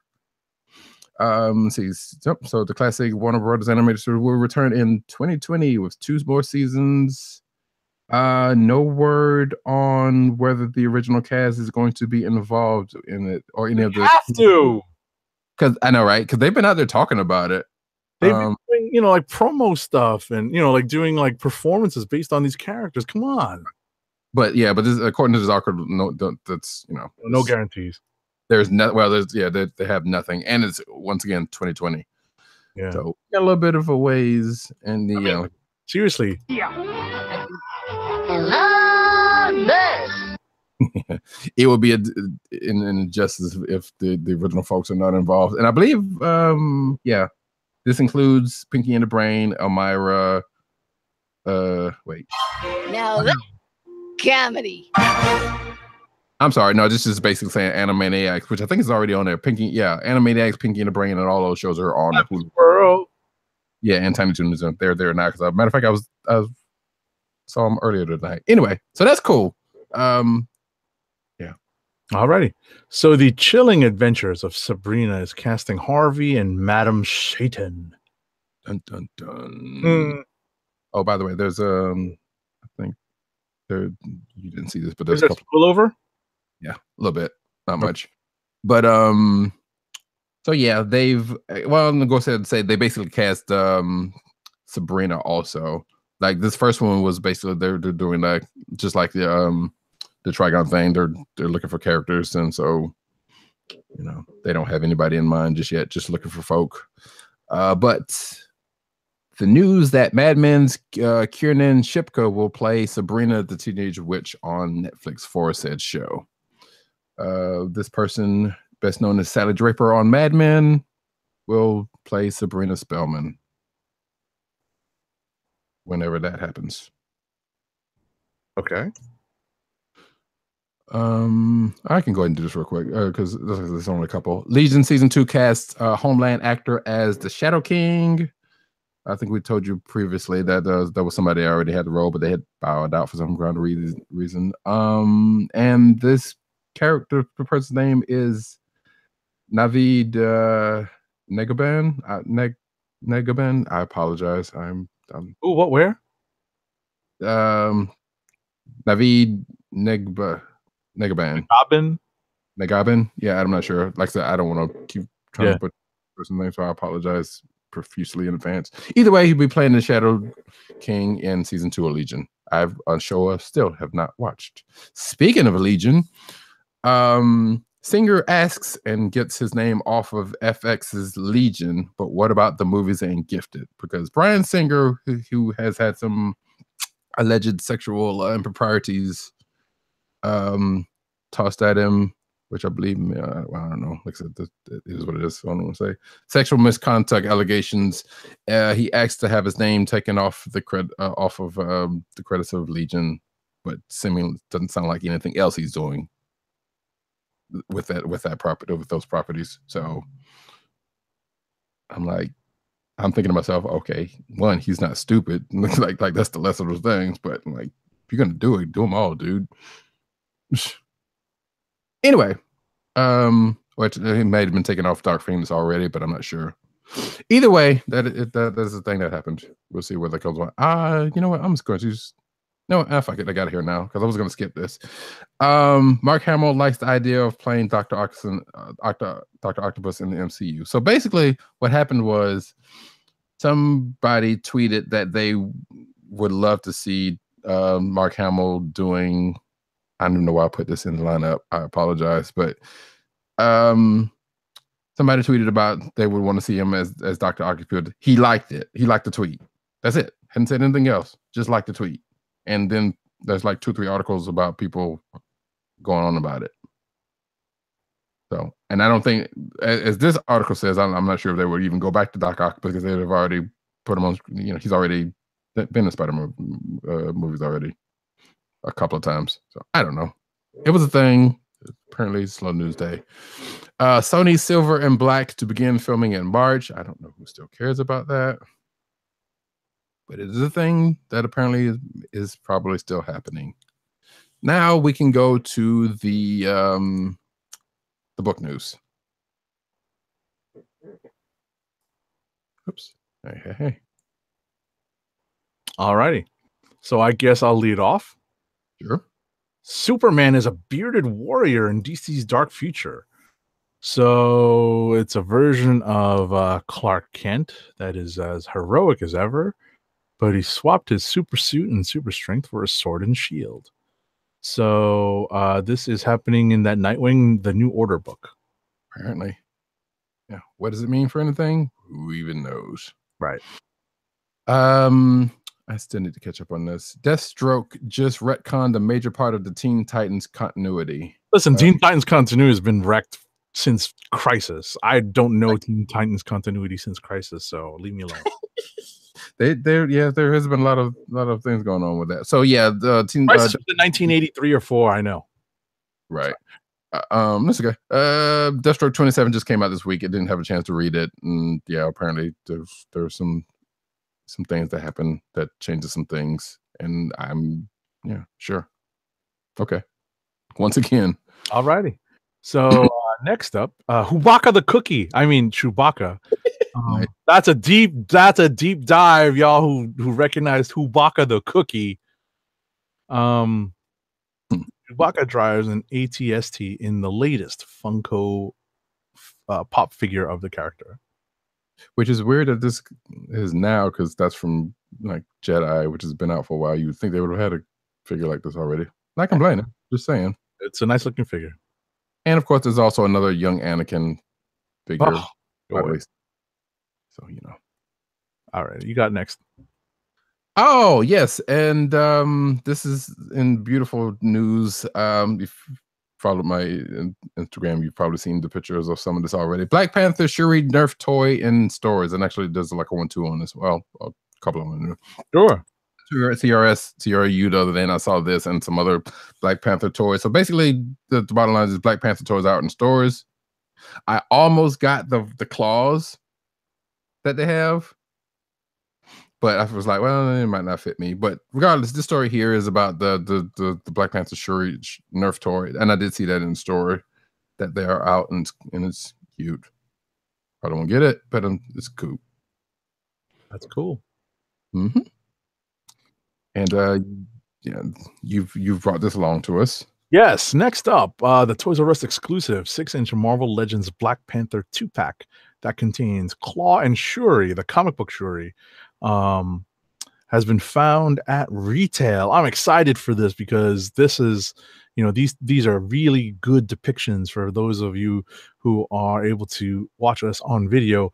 These are really good depictions of these two characters, and there would be solid additions to anybody's action figure collection. And the reason why I ended up in that Toys R Us looking, coming across that other Shuri toy that I just talked about, because I was looking for these. They're not out just yet, huh? No. Well, according to this article, they said they've seen them out on the West Coast. So I figured they're filtering over here. Mm-hmm. But considering the bad weather we've had recently, that might put a crimp on getting these out on shelves. So you might want to check. I was about to say check tomorrow and next week. Because in the lead up to the movie, these figures are going to be coming hot and heavy. All the accessories and whatnot are going to be coming out quickly. It's true. We're about to talk about some later on. Yeah, and matter of fact, said claws that I was speaking about that I saw at that store. Hasbro's Black Panther Vibranium Power Effects mask and claw have arrived. So for $20, you can get the claw. Wait, what's it doing? Yeah, I guess it was. I don't remember seeing it. I saw it, and I was going to pick it up on instinct. But regardless, guess what? Black Panther toys are out there, and some cool looking stuff. All right. Did you put up a link for the video, like the advertisement for this? It's in this article. Oh, okay. It is in the article. Okay. Yeah. So there's an advertisement that shows how these toys, electronic features work, and it's pretty cool. At least I believe. I think because there is another one that was floating around, and I'm not sure if it's the same one as this one. Okay, I think it is because it shows off the Shuri stuff and the Black Panther stuff. Right. Okay. Because I've seen people kind of talking about that one. Next up, Marvel's Black Panther gets his own jewelry line. Hey, all the accessories and merchandise coming hot and heavy now. That's pretty cool. That jewelry. Yeah, I know, right? There's necklace. Chain necklace right here. Yeah. Price point on that? Earrings, huh? Did they give a price point on that? I don't think so. Here, let me see this.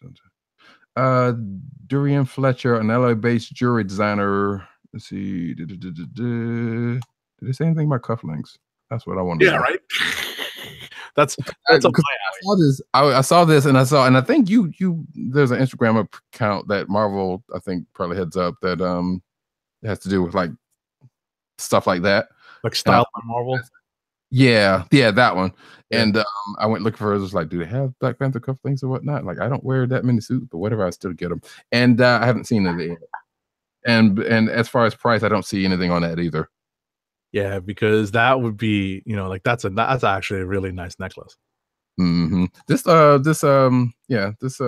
bracelet thing, almost like the Kimoyo breed. Beat. Yeah, it's kind of cool looking too. But yeah, All right. I'll look for those cufflinks. Actually, let me click through. So I guess I get the bad news. Oh wait, hang on. So if you're looking at the video, there are prices. Okay. Let's see, that necklace is $450. Jeez. There's a one claw necklace for $85. There's a Black Panther mask hat, which is actually slightly kind of cool, but that's a grip. $97 for that bracelet and $147 for those earrings. That's legit jewelry prices. I mean, you know, yeah, they were not kidding around. Yeah, So. that's legit jewelry prices. That's not, you know, that's not like stuff you're gonna find on like the floor of the mall, you know? Absolutely. Or something. Okay. Alrighty. Next up, like I said, I get all the bad news. Someone has reportedly stolen over $300,000 from comics legend and 95-year-old man Stan the Man Lee. So yeah, now I meant to follow up on this one because I'm not sure because there was a report by some site saying that the Beverly Hills Police Department is conducting an investigation on whether there was a fraudulent check out. Right. It could be more because they're actually auditing it and there's more money missing, but they're able to trace at least this amount to I believe it was a purchase of a condominium. Mm-hmm. So I remember reading a story that reported on this. So it's a sad, you know, come on, man, it's Stan Lee. You're gonna rob from Stan Lee. What the you know, what kind of, you know, hell do you think you're gonna find yourself in? Assholes. Probably the one with Mephisto. Seriously. So I'll one to this one. Marvel Comics All New Ultimate Universe Explains. That we talked about Spider-Man 2 number 5, and there's some stuff that happened in the end of that. Neither one of us weren't really sure, but it sounds like there's a possibility of the Ultimate Universe may be in for a comeback due to the ending of that book, I guess. And along with that, goes what does Spider-Man 2's finale mean for Riri Williams? Because it sounds like she was seen at the end of that with a Peter Parker dressed Spider-Man. Yeah, alive. Yeah, they're the counterpart, the Ultimate Universe counterpart of Riri is Right. is in the as at the end of whatchamacallit, Spider-Man 2 number 5. So it sounds like they're trying to revive the Ultimate Universe or something. I don't know. Like or at least leave it open. You know, that's one of those things that maybe Bendis wanted to put back into the toy box. Which is weird considering Secret War was supposed to kind of, but then again, that's never stopped anything. Exactly. Supposed to kind of crush all of that. But then again, like stuff happened in Ultimates that kind of opened some of that back up anyway. So I don't know. Anywho, next up, go for it. All right. So spoiler alert. This is something that we talked about last week.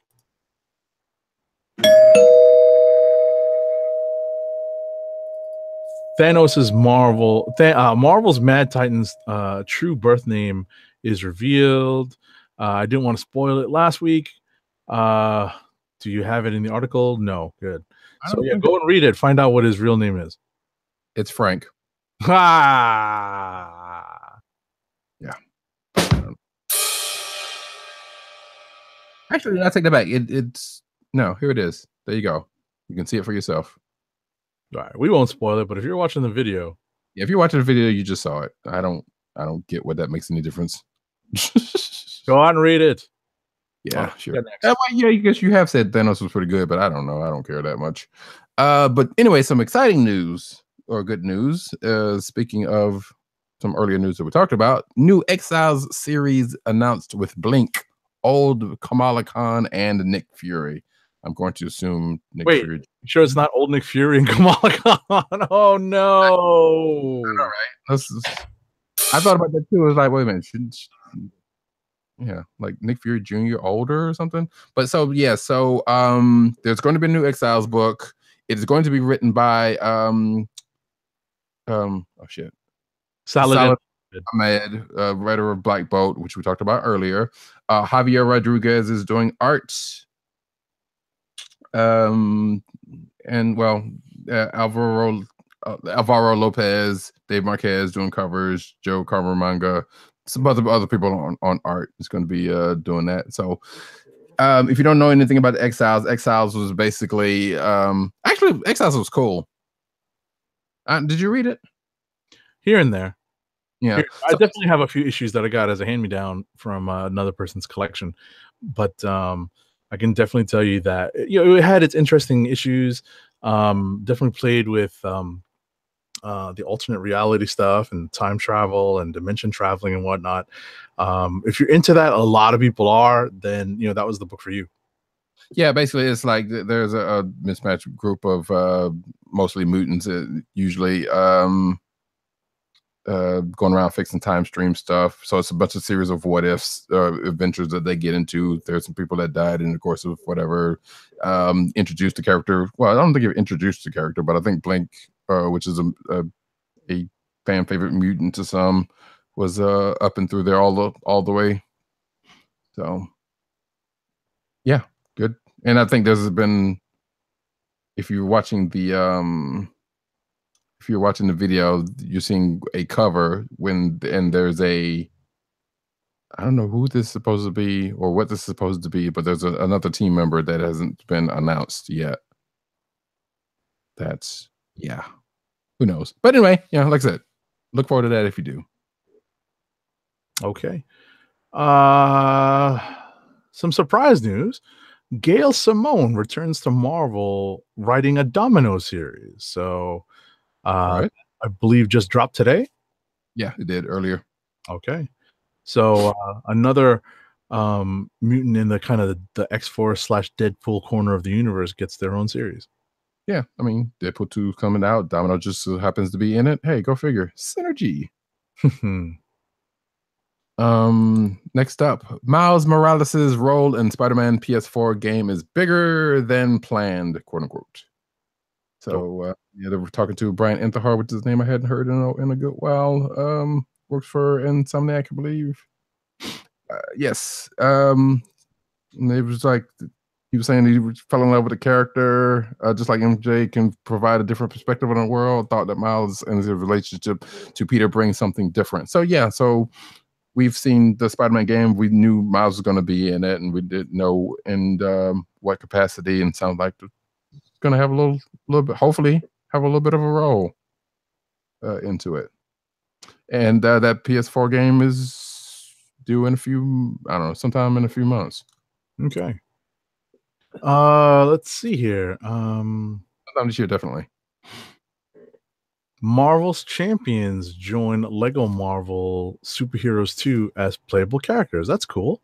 Yeah, so that's cool. So Lego Marvel Superheroes 2 just came out relatively recently. I think it's late last year or something like that. And they do DLC for it, adding new characters. And sounds like the champions are going to be, well, most of them sound like are going to be there because they got Amadeus Cho, Nova, Ironheart, Devil Dinosaur, Moon Girl, who are not champions, Viv, Vision, Wasp, Nadia Pym, who's also not technically a champion, and Hawkeye, Kate Bishop, also not a champion.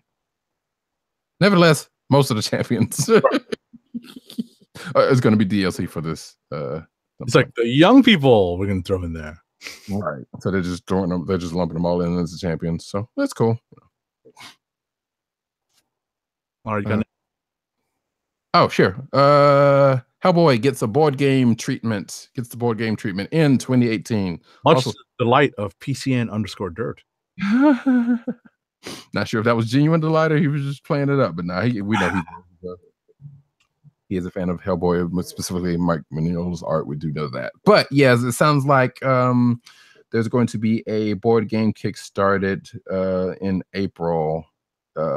surrounding the universe and world of Hellboy and that ilk. And sound like there's going to be some plastic miniatures and whatever else. Outside of that, we don't know too much else about it. That's outside the fact it's going to be kickstarted. And yeah, I'm sure we will let you guys know when that happens. Alrighty. Let's see. We up to the James Bond one? Yep. James Bond's Boss M gets bossed around by Declan Shalvey. So I guess he is going to write a new James Bond one shot called James Bond M with artist and color artist Diarbia Kelly. They put M back in the field when there's a question that comes up about one of his oldest cases. Yeah, and yeah, as Agent 70, don't get too sad. It's not Dame Judi Dench. It's old school Dude M, or I guess a version of. Could be the new M. Wait, who's the new M? Isn't there whatchamacallit? That's right. Was it Ray Fiennes or yeah. Yeah. Maybe, I don't know. They don't necessarily say. But regardless, it's a one shot, so more than likely it's just probably gonna be classic, regardless. Okay. At some point it kind of doesn't matter because it's just a a time. Preview Boom's British New Planet of the Apes Ursus #1, which actually I'm not sure why I put this in here, but outside of the fact that David F. Walker, writer of he did write Shaft, he wrote Cyborg for a minute and Power Man, of course, Nighthawk, etc., is now writing a Planet of the Apes books that just came out this week, actually. So if you are a fan of Planet of the Apes and if fan of David F. Walker's writing, check it out. I think that's one more. There's one more. I guess I'll finish it up. Marco Rudy is delving into creator-owned work with a fully painted book called Of Lost Fantasy with writer Frank Barbieri. Yes. So it looks good if you look at the pictures. I mean, if you look at the picture you see here, but not sure what does it say what it's about. Doesn't really say that much about it, but it's a thing. So cool. All righty. And that is it for the news. All right. So we do have a mild unboxing. Yes. When I say mild, it's because I already opened the main box, the shipping box. Do you want me to do the last ad read before we do the unboxing?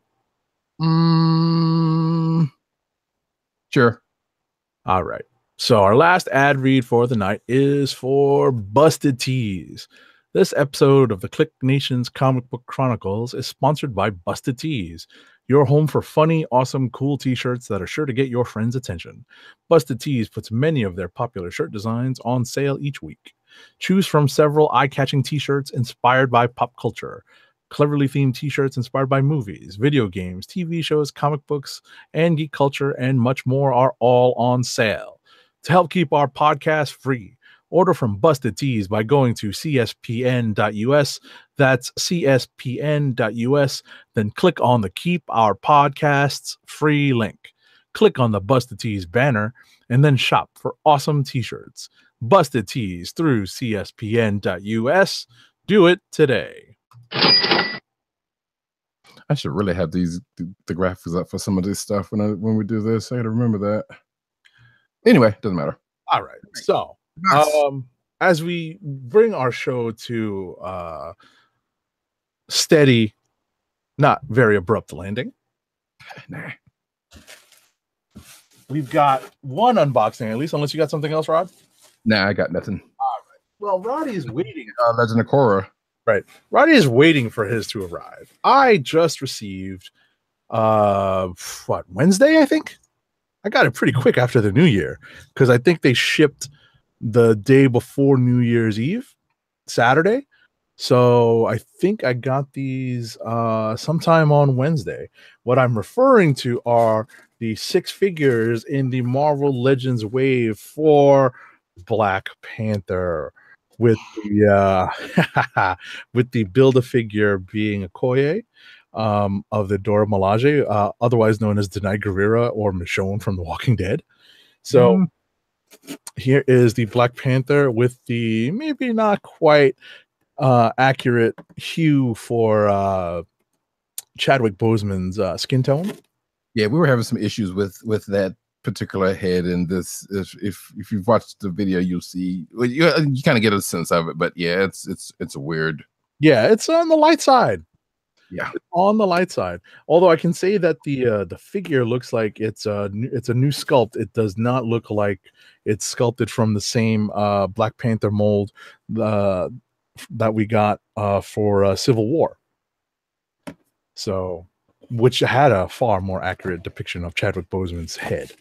which is why we can't understand what the hell happened here. Yeah, exactly. So we actually have a pretty good depiction of Lupita Nyong'o for Marvel's Nakia, one of the members of Dora Milaje. I'm holding it up to the screen right here. Yeah, I got you set up. So you're. There is the Eric Killmonger, which is really it really does look stupendously similar to the Black Panther. It's supposed to be a jaguar, golden jaguar, but there's a better look at the Killmonger figure and all his accessories.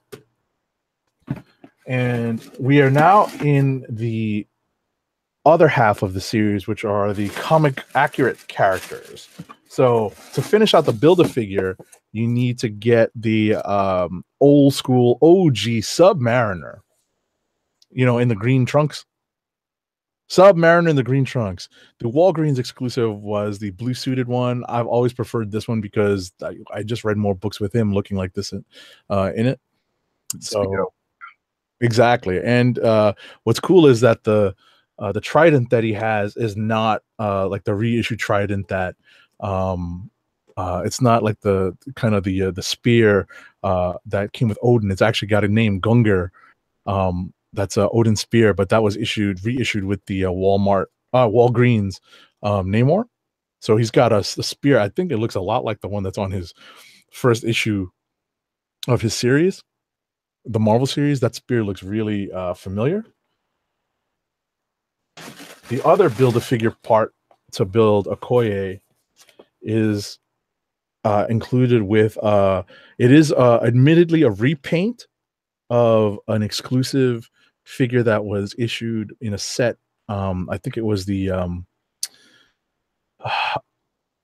want to say Annihilation set a few years back. It was an exclusive at San Diego Comic-Con. It's Black Bolt. He's a different color. The costume has a different color.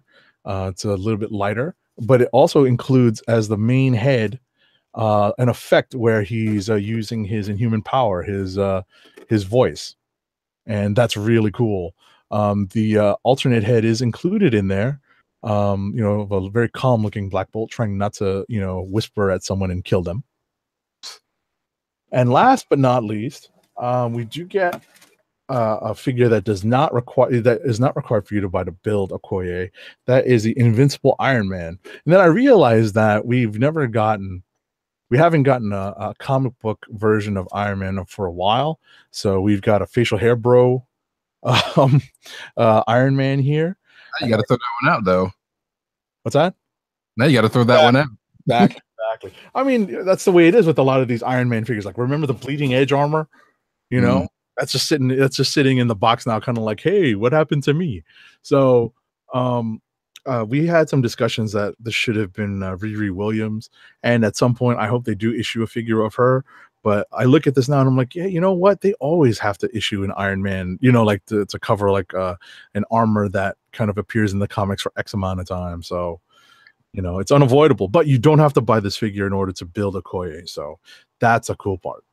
Right. And I'm trying to remember if I actually did. I might have, though. I can't remember if that one's going to be in my set or not. I think it is. I think you bought like the figure set. I think so. Yeah. So I didn't have to buy this. I ordered this through a certain online retailer that has become synonymous with buying anything. So it's actually a sponsor. What am I saying? I shouldn't even mess around. I bought it through Amazon. It's a sponsor of the show. yeah. So I bought this through Amazon. So I didn't have to get the Iron Man, but I felt like I should. Yeah. Well, yeah. Basically, I mean, whatever. It's what it is. Right. That being said, that is the Black Panther Marvel Legends set. We were talking earlier about how the merchandise in the lead up to the movie is coming fast and furious, no pun intended, and living our lives a quarter mile at a time. We're getting all these figures right now, less than 6 weeks away from the movie being in theater. Like there's a bunch of Dorbs coming. There's these, then there's that set we talked about earlier, and there's a bunch of stuff. And so it's definitely coming. What we haven't seen are tickets, which we talked about earlier. Hopefully. So, but with that, ladies and gentlemen of the viewing and listening audience, we are here to wrap up this here first 2018 Comic Book Chronicles episode. Go. Do you want me to wrap? I said, I got it. Okay. I got it. You've been instrumental, sir. I've been yapping. So I will spare you the end of this. But as always, thank you each and every one of you for coming by. Hopefully, we know Tim for sure will be back. Unless something happens, hopefully. But I mean, hopefully not. But anyway, Tim will be back next week, and I think next week is going to be. Don't hold me to that. Might be our 2017 year-end stuff. We have to talk about that. You have to talk about that. Yeah, but regardless, in the next couple of weeks, we will have that one, if whether we have a just regular standard show. But Tim should be back. Hopefully, Dirt will be back with us also, either for that or for just in general. But in the meantime, you can find us at our individual accounts. You can find Agent 70 at Agent_70 on Twitter. You can find them also there on Instagram. Go check him out because he will probably be putting pictures of those set figures that he just showed. Oh, you've already read my mind. That's right. He's doing it for the gram, folks. Of course. PCN_Dirt on Twitter, Pop Culture Net on Twitter, popculturenetwork.com. Go check out the stuff he's doing over there with that. Dog98 on Twitter, CB Cron on Twitter, The Click Nation, the KLIQ NATION, all one word. I got it right this time. And also theclicknation.com. Find myself Roddycat at Roddycat on Twitter. You can find me at News Need on Twitter. You can find my comic book captioning Instagram account at CBCaps. You can follow Roddycat too, but I post a bunch of BS over there no one cares about, unless you're really nice people and like it for whatever reasons. Thank you, nice people. But you can find this podcast on the CSPN.us website and network. That's the Cold Slither Podcast Network, home of fine podcasts of various sorts and thingeries. You can also find us on iTunes and Google Play and SoundCloud and other places that podcasts or graze. Go to shop.cspn.us. Give us go there, shop for some merch, get some nice Comic Book Chronicles swag. Hey, comic books convention season's coming up, so you might want to get some, Comic Book Chronicles stuff just to there you go. New year, new stuff's going on, so and I'm sure you'll see us we'll talk about cons because that's later on coming. Right. But with that, again, we will be back next week. Same bat time, same bat channel to give you another fine episode of this here program. And I am stalling because there was something I forgot to hook up. And with that, wait, do you have some music or did you know? Just one line. Just one line. It's apropos of order of a show on Hulu that we were referencing earlier. You ready? Got you. And with that, this is the Comic Book Chronicles, and we're out. Peace. Good night, everybody.